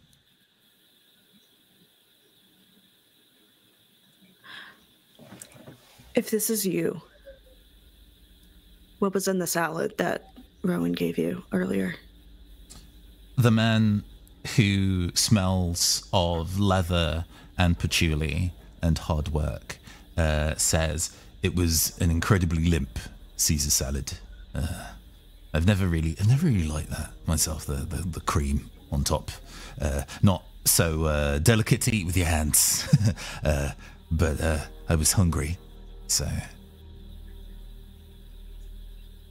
okay, above table, I was eating a Caesar salad the day that we did session 0, and that became in my inventory. I remember because I was there and listened. So I was like trying to like, so I mean, there's certainly for context some truth to that, Remy, but I cannot. I don't know. Remy doesn't know what to believe right now, but I mean, it's true. It's accurate. They bend down and pick up the pocket knife that had fallen out of their overalls when they'd been sprinting, and say, "Well, Inigo, I'm glad that my eyes were just playing tricks on me in the cafeteria, and you're still with us." Yeah, because they have been fucking with us this entire time, right? Like, the photograph that, everybody was seeing different things in it and all that. So I suppose they made you think that I died to dispirit you or whatever, but I'm here.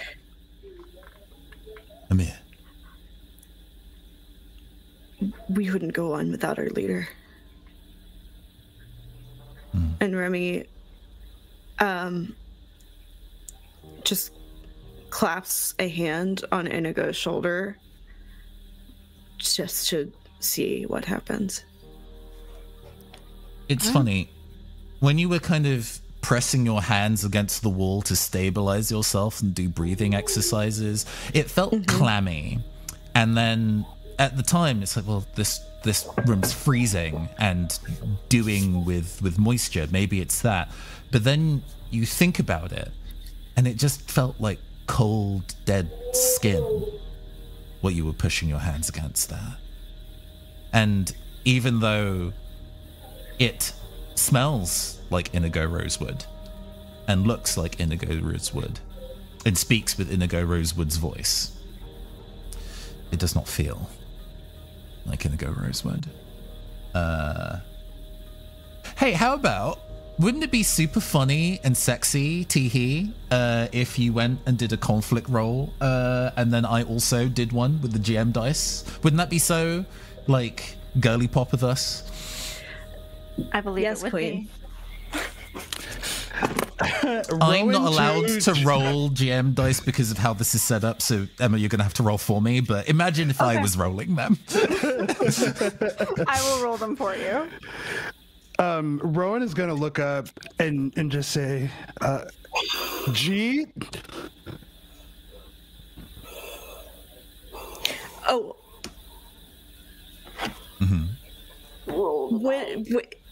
Sorry, is it a roll just because I touched you? Oh Or yeah, is it a roll... there is drama occurring on you doing this. So Okay. I'd love you to make a roll to not die here. That would be fabulous. Okay, great. Well, I got 1 6 and no ones. And we didn't get a 6, so Nope.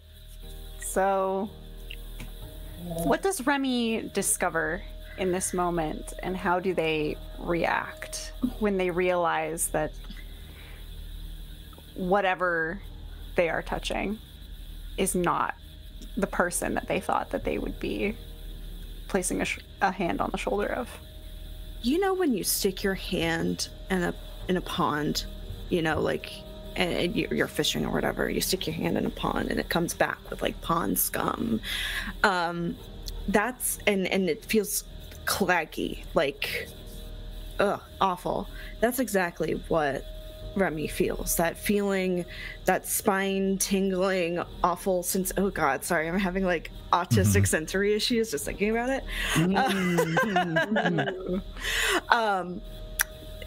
Like that thick, claggy dampness that you can't stop feeling for like hours afterward.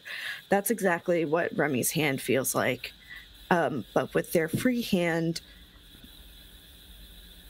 using the, like, taking advantage of the eye contact with this, like, apparition of Inigo, they take advantage of this opportunity with their left hand to stab it in the stomach with their pocket knife and jab the knife upwards to try to, gut it like a fish in a pond.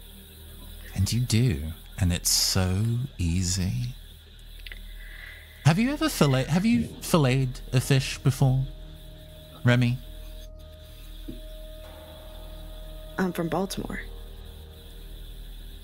That's what we do. Okay, I was going to say you're using that as a metaphor for the wrong person who has not been to Baltimore, but thank you. Like regional context. He's like, okay.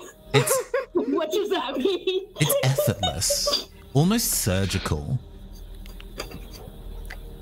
to watch the layers of this man fall away and just leave the meat underneath. And the meat Gross. responds to you. You're never gonna leave here, you know? You're already inside.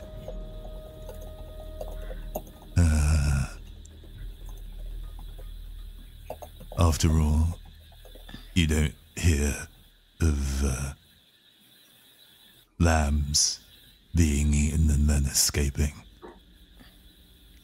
You're already meat.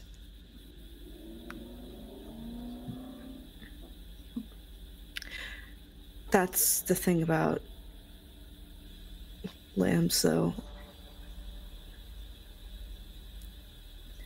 They might move in herds, but with her, it's come in numbers. And can I come and slam right then? Yeah, sure. I'm gonna shine the light just for good measure. We're gonna like persona tag team this thing. Yeah, you just attack the viscera. It was already a pile of slime, and hey, it was an inert target trying to mirror the face of somebody who, in a very short period of time, you managed to care about. And I will go ahead and have you all make a conflict roll for me, though. As you all of try and us?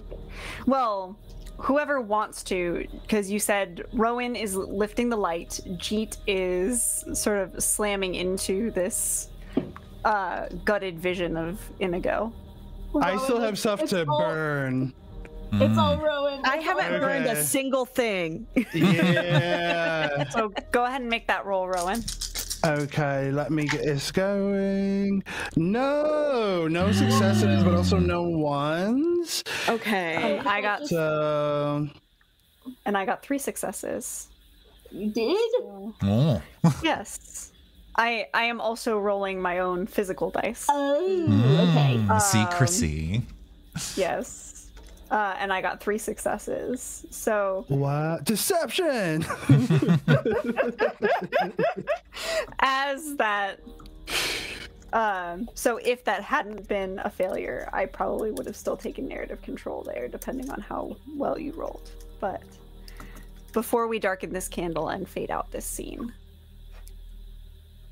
Rowan, you lift the light, and as you point it at the figure that was Inigo Rosewood, or at least took on his appearance to try and deceive you, the figure starts to fall away. But this time there's no screaming. This time there is a deep, guttural laughter that sounds like Inigo, but isn't.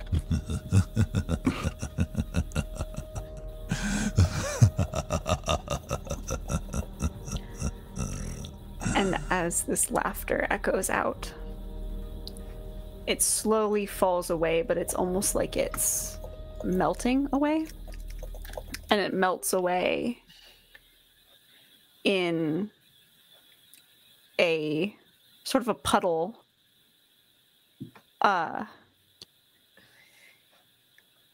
leaving almost a smile behind before it fades into the floor.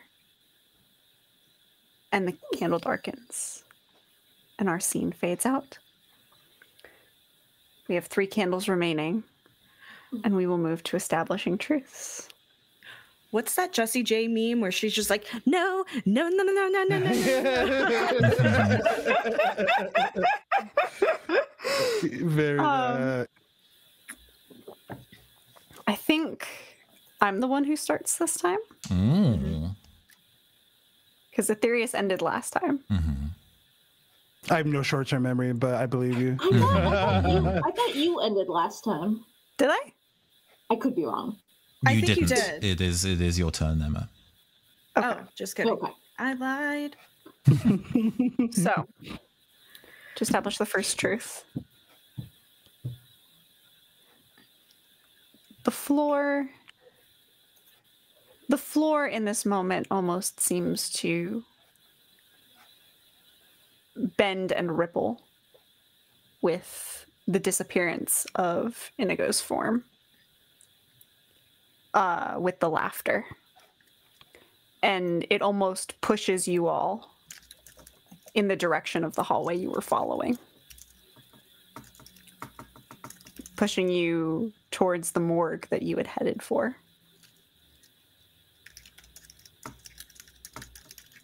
And you find yourselves at the end of the hallway without even moving a step. Amber.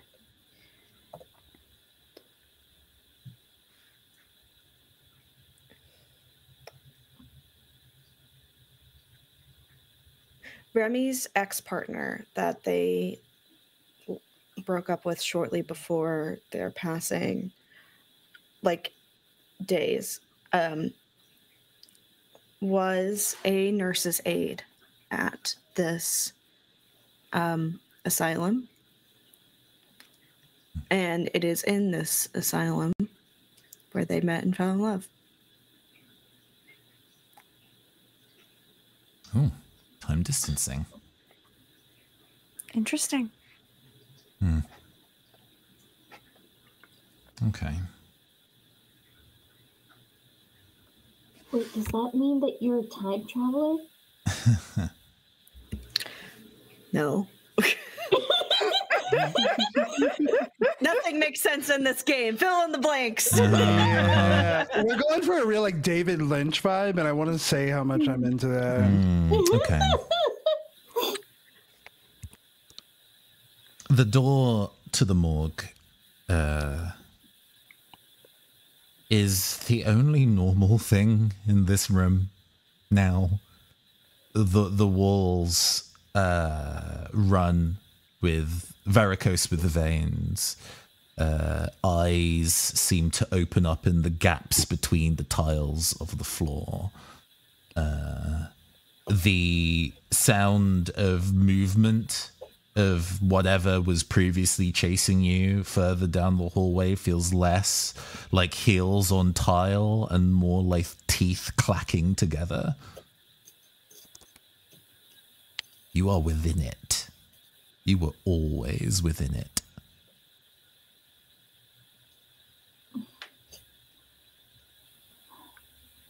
And with that, we remind you of our final truth. We are alive. And with that, we fade back into the scene as you stand in what looks much less like a hallway of an asylum, and now more like the inner workings of a being. Whether it's some sort of intestine or some other channel within the body, you're not sure. You don't know what this layout is supposed to be like. What sort of creature this is supposed to be. You see the floor staring back at you. Eyes peering upward, watching your movements. And the door to the morgue still remains. The only thing that reminds you of the building that this was. But that is all that remains of the building this was. What do you do?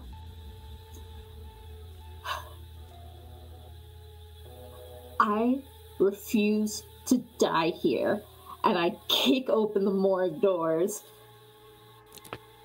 clutching my bloody pole.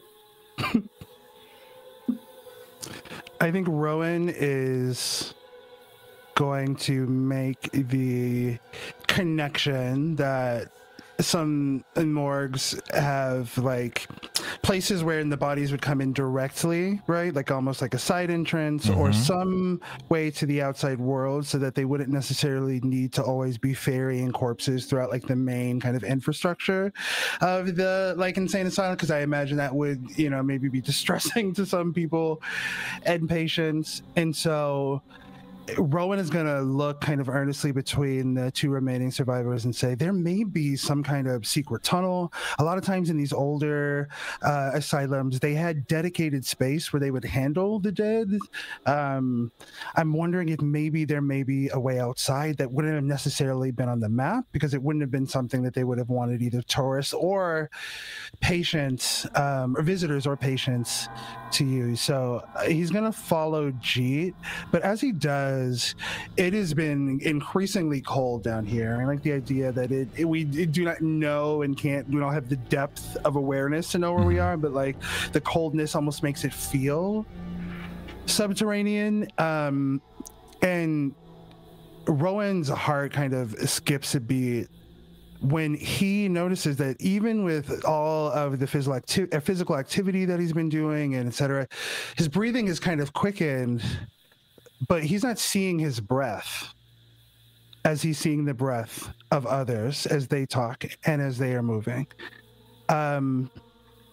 Given all of the like reality altering nonsense that has happened, I think it's easy for him to just compartmentalize that, fold that up in a nice little box and put it in the back of his brain with the rest of inexplicable happenings of the day. But he notes that as he encourages the other two to enter the morgue and begin searching for that pathway out. Okay, go ahead and make a conflict roll. Oh shit, God, I forgot. You didn't get to do that for free. No. And No, you do get to do it for free.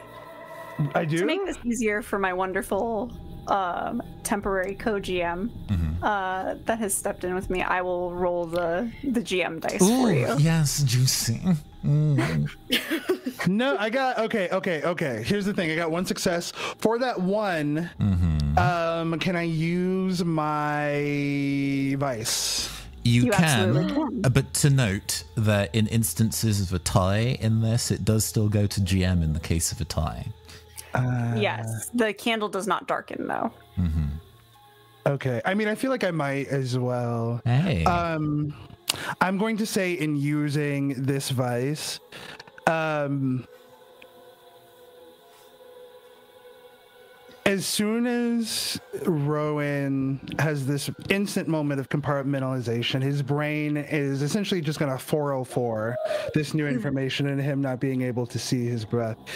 He again gets that almost electric feeling shock, and it's really got this deep cold to it. I am from like a northern state where it's like frequently negative, like you can get as bad as like negative 30 up here and etc. And there's such like a distinct pain and sensation that accompanies that level of cold to where it full circle comes around and is warm again, where it's almost like hypothermic in nature. You about to get frostbite. He again is being touched in the exact same spot, but as he looks again to this hand and expects to see this person who he has no familiarity with and assumes is just a stock ghost, right? Like if this whole asylum was a photo frame, this is the ghost that came inside the like stock photo in it. He is not made the connection that this person would carry any significance to anyone else. But this time, instead of the arm being on top of his and him feeling something approximating the physical sensation of having somebody touch him, the arm is inside his arm. The person's hand is inside his arm in a way that both defies physics but also really radiates that central cold feeling throughout the rest of his body. And that person is holding very communicative like eye contact with him. He's assumed that this person cannot speak because they would have, and when they make noises nothing has come out, but they are staring at him in a way that puts a couple of pieces together for Rowan about things. But in this revelation, he does not share some of the threads that have begun to connect for him. He instead is going to keep it, because my vice is secretive, so he's going to maintain that to himself. All right, and then Nathan, since you got the 2 6s, I got no successes, so narrative rights are yours.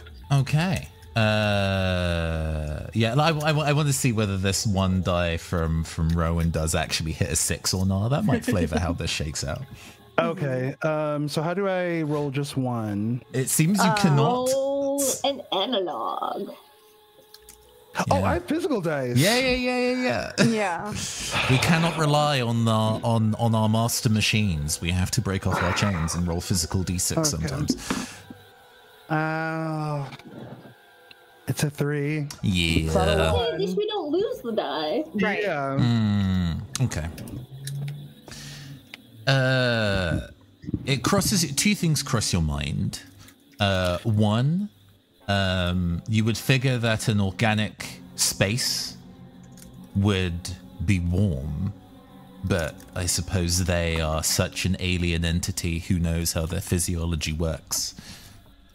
The second thing that crosses your mind is that if every phantasm within this space is supposed to, well, be a reflection of them, what does it mean if this reflection has moved inside of your arm and you feel your body move, led gracefully like a dancer leading a dance partner round to turn to the rest of the crew who have so narrowly escaped? You reach over to a stainless steel kind of countertop within the morgue and place your hand around a bone saw and watch your arm level it directly at everybody else, preventing them from entering the room. It's you or them, baby.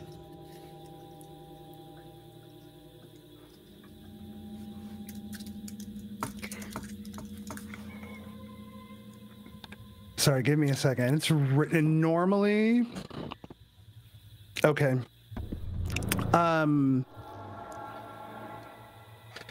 There is this panic that accompanies feeling like a foreign entity in your own body and feeling your own sense of autonomy, and this kind of, there's a weight to the human experience that you take for granted until it is ripped from you and you are a prisoner in your own body, still capable of feeling the cold of the metal of the steel when picking it up in the grip, and still being able internally to be screaming in horror at the idea that I'm no longer behind the driver's seat. And you scream in horror, and they watch you scream and look terrified at your arm as you move to face them down. Oof.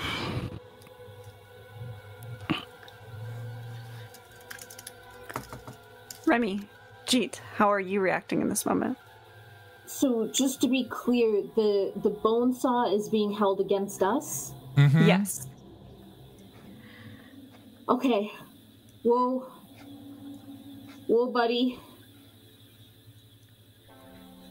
We're only gonna get out of this together. I don't know what's going on for you, but talk to us.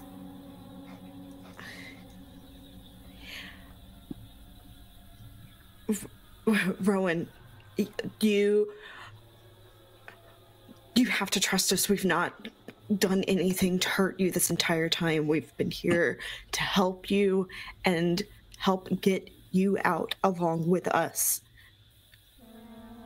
I can be reasoned with, you know.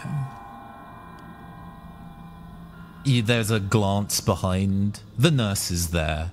The top third, 2/3 of her head, not currently there, but still somehow managing to maintain a conversation, a tongue flopping around in the lower half of her skull. Ugh. I'm merely hungry. And, well, as long as I'm fed, I think I could let one of you go. So the nurse just came from behind us? Mm-hmm. And you watch as you kind of see, now that she is coalesced, it almost looks like she is holding Rowan's arm to the rest of you. Though Rowan... Oh, so she's in the room. She is physically in the room, with yes. Rowan. Manifested. Oh, okay. I thought she was behind us. Yeah, I was very confused. Okay, great. And though it looks like she's holding Rowan's arm to everyone else, to Rowan, it almost looks like her arm has replaced yours and is holding the bone saw. You can still speak, but you don't feel as though you have control of that arm right now. I think there are silent tears that are welling up in the side of Rowan's eyes, and his right eye, the tear, you see like one actually streak down. This is something, this kind of existential moment of terror, this feeling of like surrender, even though it isn't something that he's voluntarily done. I'm thinking really intensely like above table of the psychological horror of like a film like Get Out or something, where it really is like a prisoner in your own self. As he is battling, fighting tooth and nail to really, really push through. It's almost like if his whole body was asleep and he was struggling to move, almost like sleep paralysis, if you've ever experienced that, where you are like trying to will yourself to move or trying to will yourself, and he's not having success. Look, shh, it's okay. It's okay. All you need to do is just sit back and relax and let me murder them. Let me butcher them. And then I'll let you go to escape into the night. The one who got away.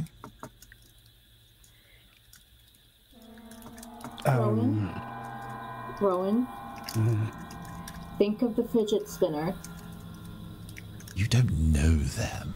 Just concentrate on the fidget spinner. They're just other pieces of meat on this platter. You owe nothing to them. We're more than meat. See, it's spinning. Rowan is going, and I don't, we'll see if this can happen. You let me know, Emma, how this works mechanically. Rowan, again, has pieced some things together, and as he is looking in the distance, is still seeing this inexplicable specter that is now standing next to Remy.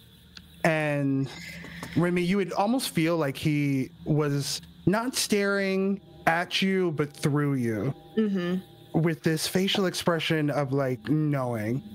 And there is almost like a serenity that overcomes him as Rowan goes to cut his own arm. He's going to try to use the bone saw to cut the arm that the woman is holding, and he is going to urge the other two with every piece of like autonomy or wherewithal that he can to run and get out of here.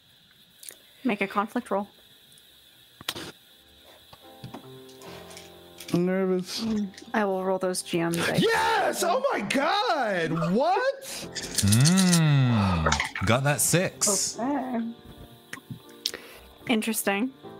So we're still hanging on to 3 candles here. Oh my god. But you get control. But don't you? Nathan once again gets control as I have no successes.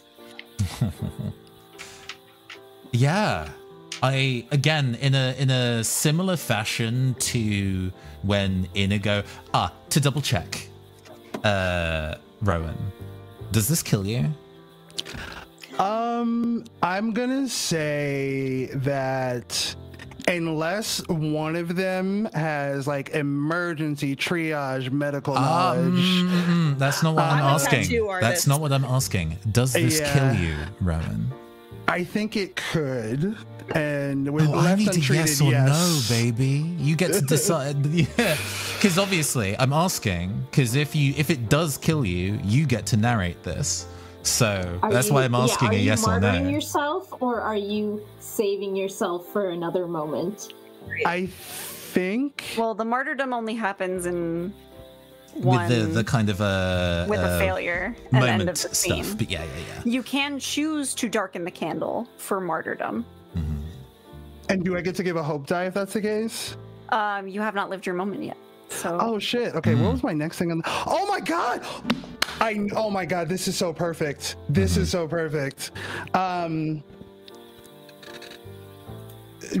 like I mentioned before, I'm gonna say yes. We're gonna go wait, yeah, I wanna go martyrdom, but I wanna do the moment first. Is that okay? Yeah, I'll let you do that. Sure. Okay, yeah, the moment here lines up, I think, really narratively nice with what has happened so far. Before I go into this, Amber, what's your partner's name? Sally, or Sal for short. Sally or Sal. Rowan's familiarity with a lot of what has happened tonight, much of which he has kept internal, again, as I mentioned, has connected a few dots for him. And along the way, he has put together a really difficult truth, which is that he started this adventure already having passed. Throughout the night, Rowan hasn't been directly exposed to any of the lights or any of the other mechanisms that would have sussed him out as somebody who had already passed. Years and years and years ago, Rowan died in this asylum. He died in the effort to protect the life of a whistleblower who would then go on to ring the bell that would start the chain of events that would eventually have this asylum closed down for the horrors that within. And when he did, he turned around to a crowd of people, an enormous crowd of people. This mass grave had 400 bodies in it. Oh my god. And as Rowan is staring out at Jeet and at Remy, he begins to see those figures. He sees these people show up standing behind you. And he's gonna say, he's gonna look directly at Remy, he's gonna smile. Sal says hello. No. And he is gonna go for the I'll just say he will use the self-checkout lane kind of essentially, or he's at least going to damage himself in a way, an attempt to give the other space. The moment that I had was, I will find hope when I no longer bear the weight of my secrets. And so he is going to share before having given his final line to Remy that I Make one last conflict roll. all right. Yes. Oh my god. Let's go. Okay. So in this final moment, I will pass narrative rights back to you to decide what happens. But you do have a hope die to give to someone else. In this final moment. Rowan is watching the specter of Sal standing directly next to Remy. And she is crying tears, yes, of distress at the situation, but there's a mix of emotions there. Sal is going to look at Rowan. Rowan is going to nod solemnly. He's going to give, again, a half smile and is going to tell the others, get out of here, run. There might be a tunnel at the back of the morgue, but it was always too late for me. I was never leaving this asylum. And he looks to the crowd of the folks who were in the mass grave, and don't worry, I'm not going to be alone here.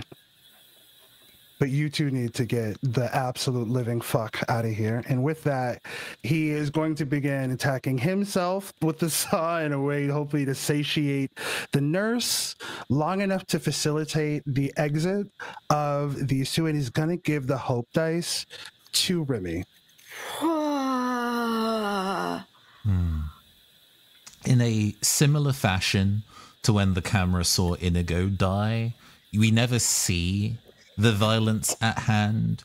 We just hear it, the POV shots from the victim looking back at the others as they are destroyed. We don't know exactly what happens to the body of Rowan Hills.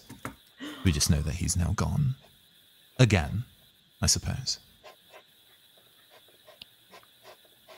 And Remy and Jeet, you move forward.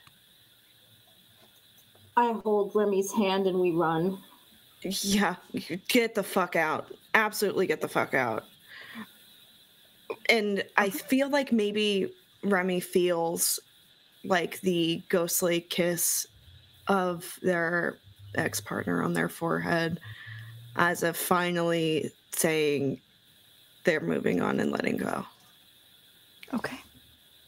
And with that, as is detailed in the martyrdom, the candle still does darken. Mm-hmm. And we shall move to establishing truce. Mm. Fuck. Zoop, you are next. Zoop is next, right? Yes, correct. We find the door. Mm-hmm. Okay. Hey, love it. Fantastic. You find the door. And Aetherius. The door not only appears to be open and not like locked and as inaccessible as some of the other doors, it's actually ajar a little bit. And you hear what sounds like faint whispering on the other side.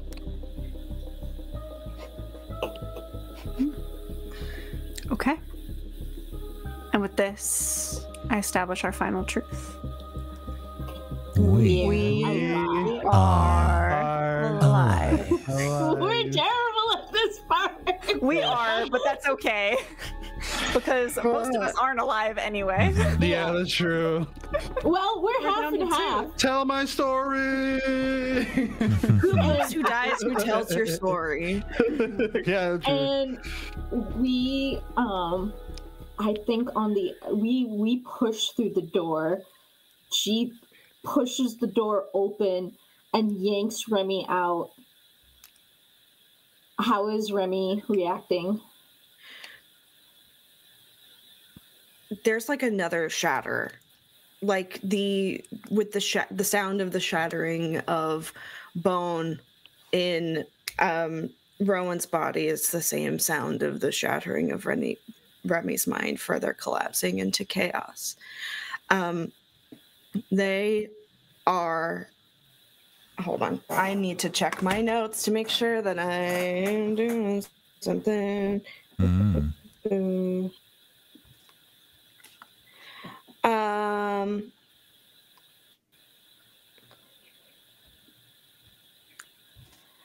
Okay.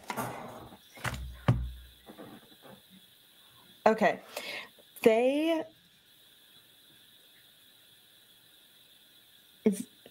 also realize that Jeet has been responsible for so many deaths during this day. Many of these guards and the enemies that have come across our path have faced demise by Jeet's hands. And though they may seem green, Jeet seems a little bit more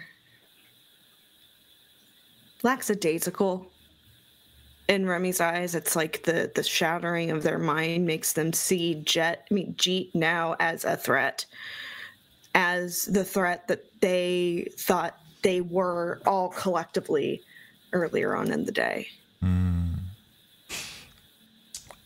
Emma, do you have a thought for what is through the rear door in the morgue?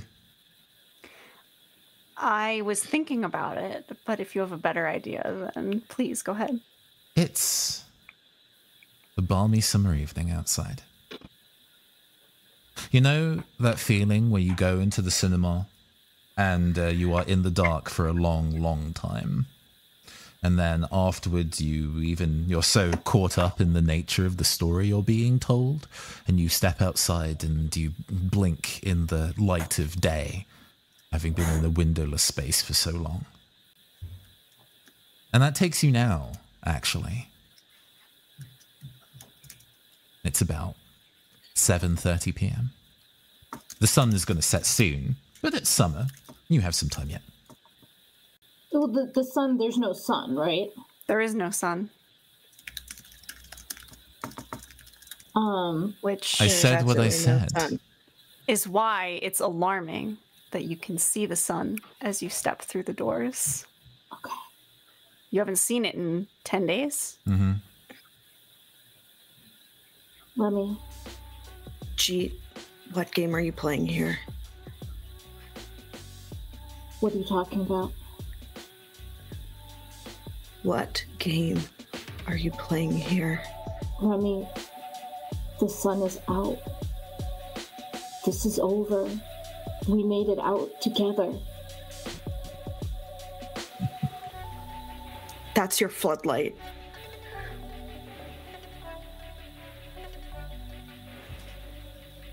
I know it's your floodlight. It's warm. The floodlight is... We left it behind. The sun is so warm and your bones have been so cold. The floodlight... No. You're right, we should have kept the floodlight, but the floodlight was with Rowan.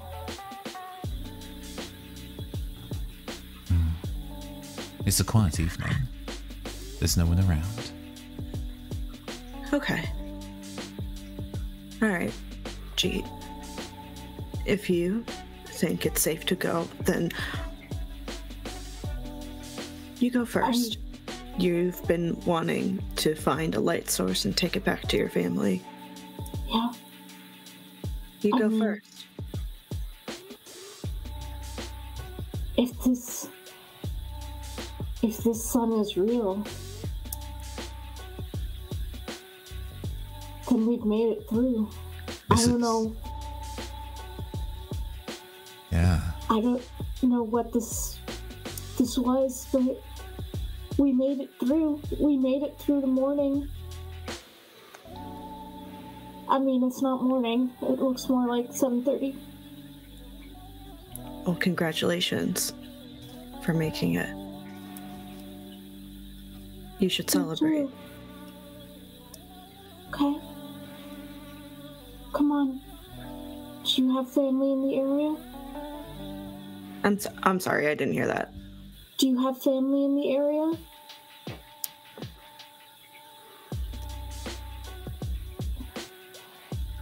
I actually don't know how to get back to the hotel. Don't know how I got here. It seems there's a country road nearby. The kind of picturesque, the kind of the kind you see on like postcards in souvenir shops, with the dark black asphalt and the acid yellow kind of like lines running into the middle distance towards the setting sun. This is what all true summer holidays feel like.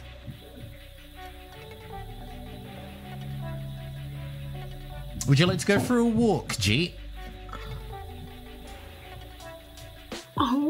I mean, I'm not gonna leave you behind. I'll take up the rear. Okay.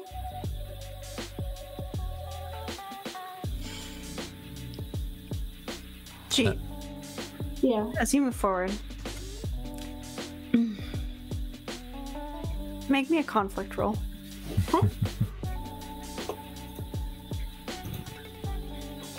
That is no successes, no failures. Okay. And all 3 successes for Nathan. Oh Lord. 2 successes for me. So. Is Aetherius also drafted into the skeleton war? Or Oh, that's right. We should also. 1-6 for Aetherius. okay, fair enough. I'll let Aetherius take GM priority for next scene. Apologies to Hog. Yeah, no worries. Bring it home. You start walking, Jeet, and it's so nice when you've spent an entire winter indoors and then finally you just get a bit of sun and then you just want to walk out in a t-shirt and shorts and just soak up those rays. Your bones have been chilly for so long. I pull out a couple bobby pins, push my hair back, offer some to Remy. you offer some bobby pins to me. Mm-hmm. They are not behind you. Mm-hmm.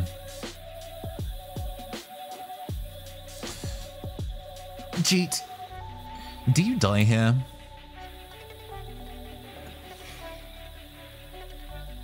Why would I die here?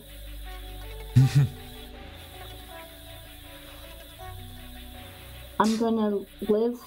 I'm gonna get back to my family. Okay. All right.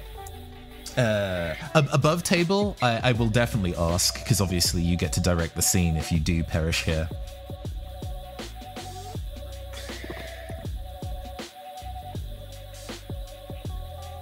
I think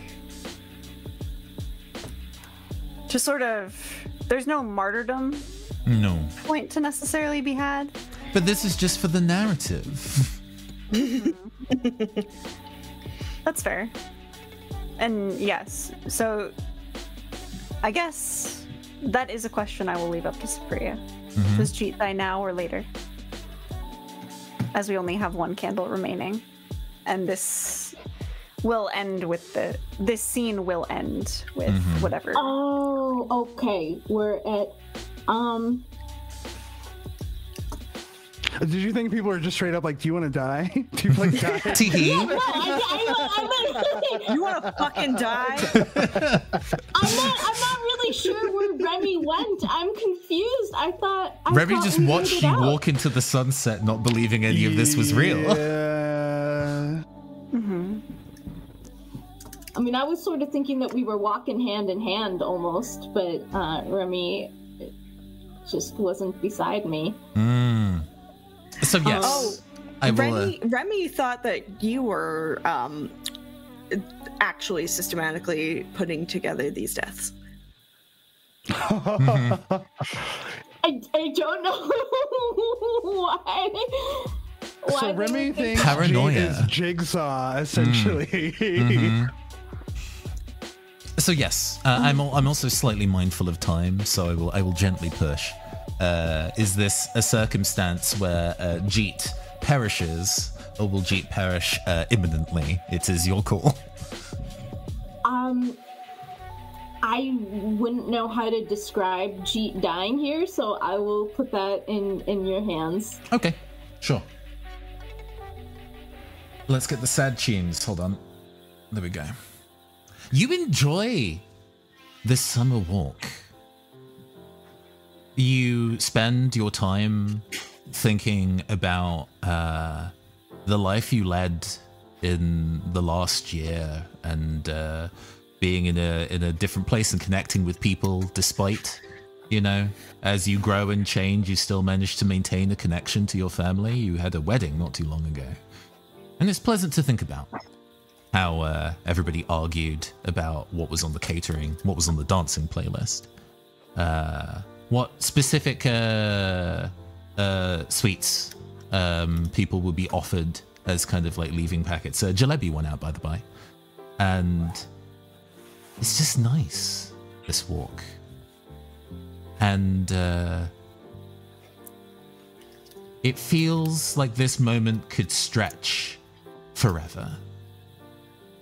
And in a way, it does. Ages ago, you heard about the science of black holes, where if you watch something move towards the event horizon, they seem to slow down infinitely and never quite touch that point of infinity as time stretches out and out and out. And from your perspective, this walk never ends. It just stretches infinitely. You never return home. The way back to reach Remy and the asylum is beyond the point of impossibility at this point. And would you even really want to return there? As long as you keep walking, I'm sure you'll be able to come back someday. Right? Works for me.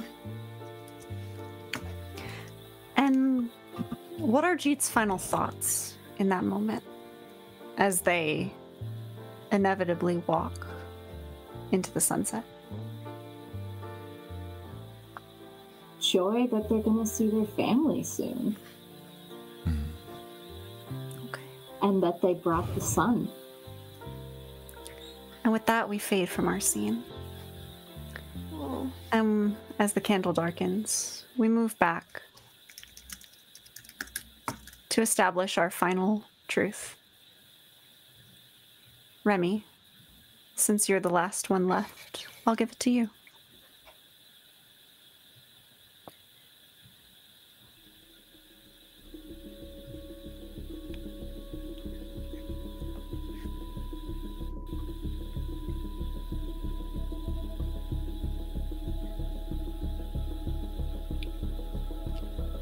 Remy's been reincarnated several times, but every single life they end up in this asylum,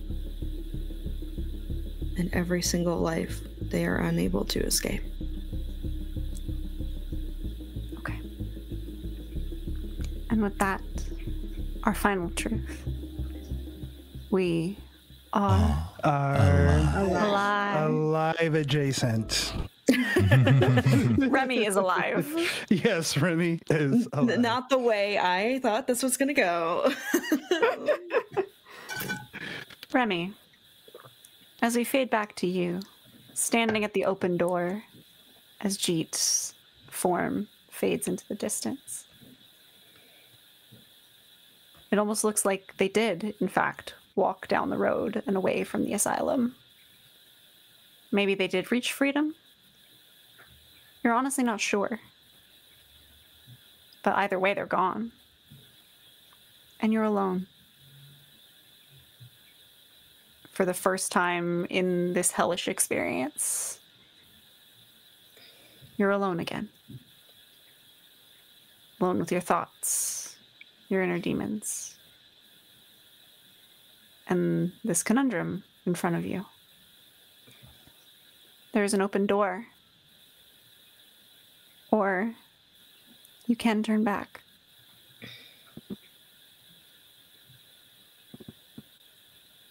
Remy goes back inside to the morgue. Okay. Let me pause my timer over here. Remy goes back inside to the morgue to find the nurse. They sit down,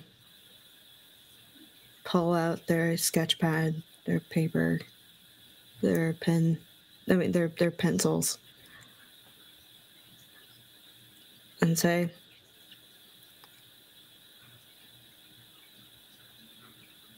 if I'm going to be stuck here with you and go back to my room, I would like there to be evidence of what we did here today for people to find in the future, to know that this is real. You see her head tilts a little bit. Eyebrows furrow, a bit confused. What sort of evidence are you talking about? I can hang up a picture if you would like.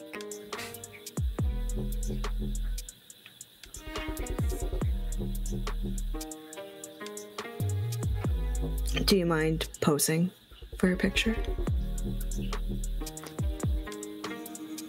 Not at all. With that, she sort of clasps her hands in front of her. Is she still missing her head? Mm-hmm. Okay. It's now... What remains of her face is essentially part of her nose and her mouth, which is moving and speaking. That still has the cuts. Mm-hmm. Mm-hmm. She's making it work, though. That she is. And she sits down in the chair. Don't take too long, though. I do still need to make rounds. Oh, no.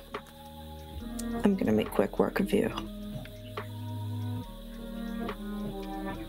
I just need some ink for my pen. Well... And she looks to the side. And Inigo is there. Yeah, I have some of mine. Rummages around gives you a broken bottle of ink. Like the top is open and jagged, and there's still dark blue ink sloshing around in the bottom of it, and kind of places it on the table. That you can see streaks of blood has been caught in the kind of tips of the jagged glass. Remy looks gratefully to Inigo and grabs the bottle of ink and says, "Thank you." You don't And need to thank a Remy- crusty old man for nothing, mate. Remy will shove the jagged bottle of ink, broken side, forward into the neck of the nurse. Make a conflict roll. Fuck.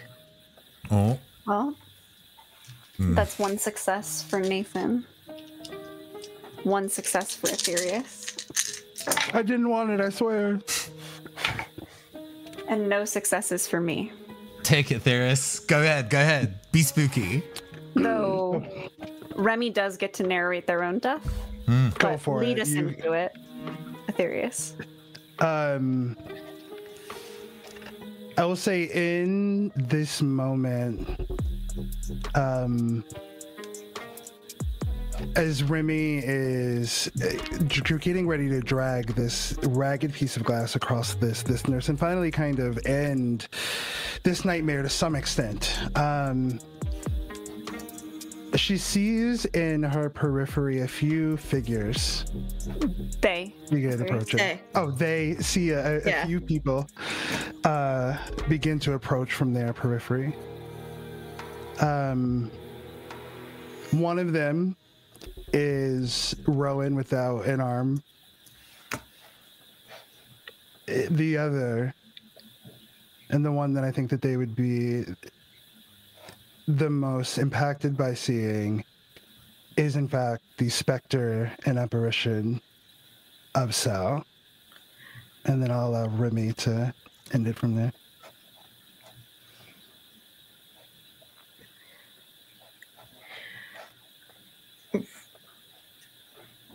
Remy just goes arm in arm with the folks that surrounded them through this journey and does nothing but accepts their fate.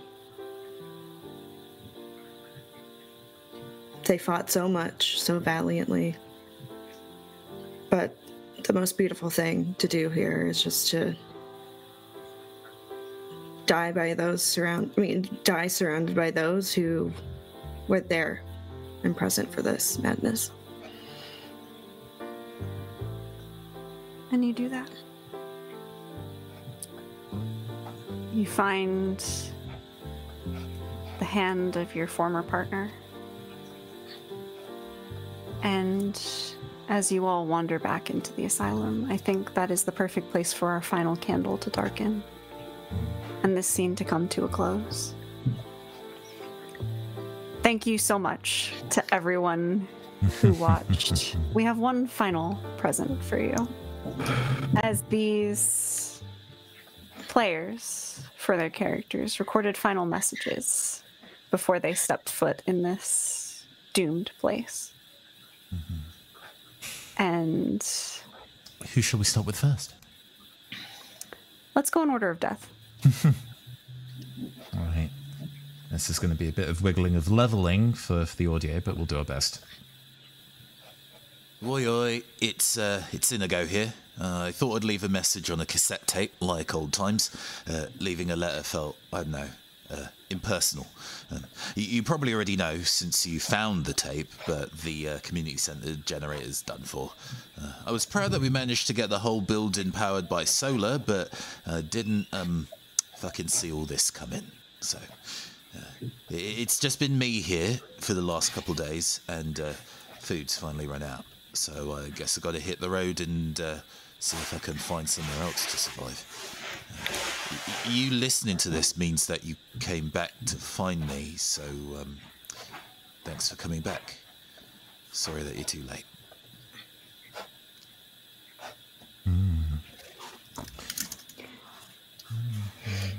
next? My name is Rowan Hills. And if you are listening to this tape, then I am a fucking dead man. So hopefully you're not. Sorry, I'm sometimes makes jokes when I'm uncomfortable. I'm leaving right now to follow a trail that's going to lead me to some pretty dark places. And I know that there's a less than 1 chance that I won't come back from this. And so I guess this is a little bit of an insurance policy to make sure that I am not completely forgotten. If you are listening to this, and if I am just a corpse somewhere, I want to leave the world with one sentiment.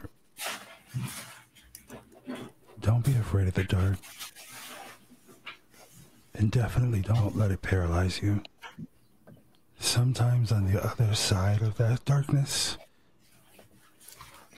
are the brightest truths. Rowan out. Hey, Sal. I'm sorry I wasn't there for you. I'm sorry I wasn't there for us.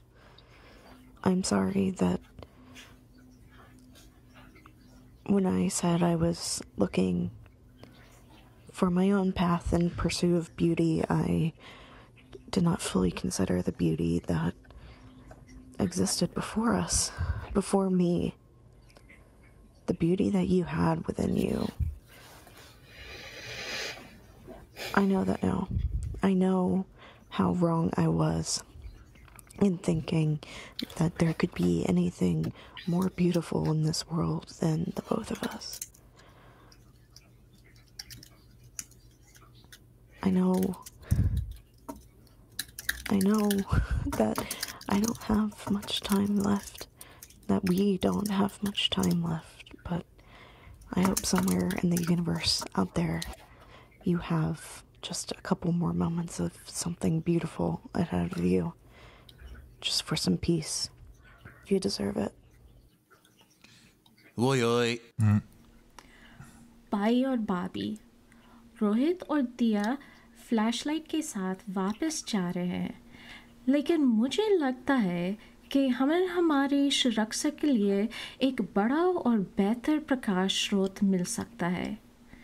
मैं जल्दी से आपसे मिलूंगी और अपने लिए आशा लेकर आऊंगी। Brother and sister-in-law, Rohit and Dia are headed back with the flashlights, but I think I can find a bigger and better light source to protect us. I will see you soon, and I will come bringing hope.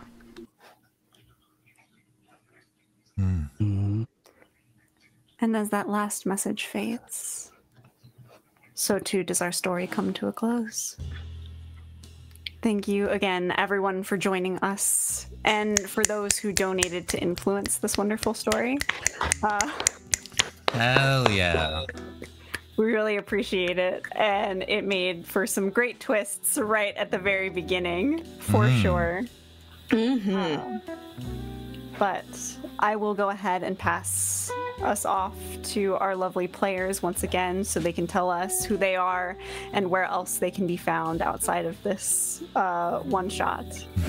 So let's go again in the order that we lost our wonderful characters. And Nathan, let's start with you. I am once again your androgynous android game show host from the future, Nathan Blades, tabletop RPG designer, streamer, voice actor, and general internet ne'er-do-well. You can find me as the voice of Captain Oromar Vale on the Campaign Skyjacks podcast, and you can play the variety of tabletop RPGs I have written at the neoncaster.itch.io. If you happen to be based in the UK, I will be at UK Games Expo at the end of this month. We hope to see you there. Thanks for having me. Of course. Always a pleasure, Nathan. Aetherius.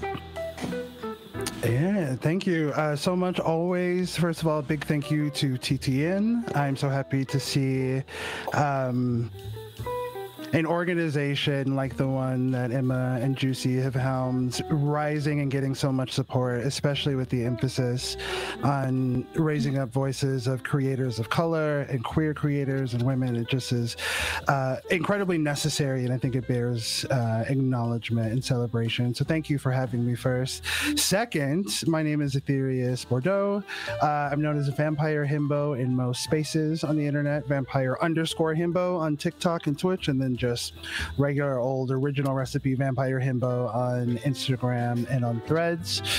I am on Philly by Night, which is happening on a pretty infrequent basis, but there I play Jean-Pierre in the Camarilla campaign, which is a lot of fun. We've done some casting for my vampire family on that front, which has been super exciting. Every other week, you can catch me on the Magic Academy RPG channel, where I'm playing a swashbuckling rogue who has as much fun getting the party into trouble as he does attempting to get them out. And then I mentioned this up top, I have Saints Curiosities, which is on this network, which is in pre-production, and it's coming along really nicely, which I'm pumped for. Oh, and then, oh my God, I forgot about this.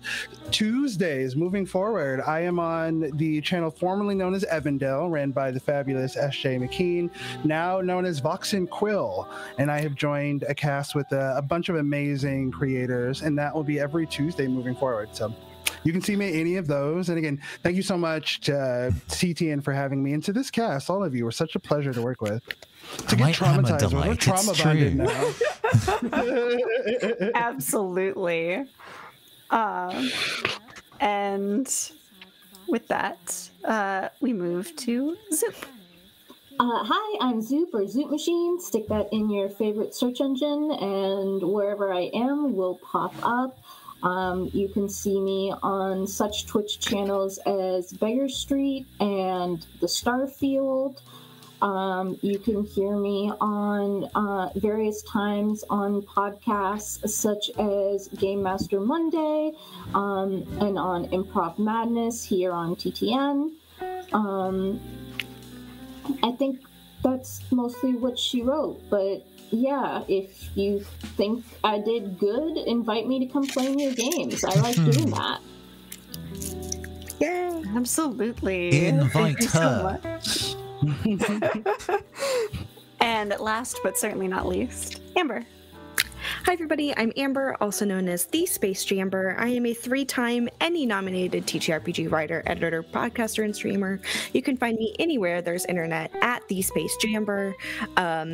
I have been on hiatus for the last little bit because my mental health was in the garbage.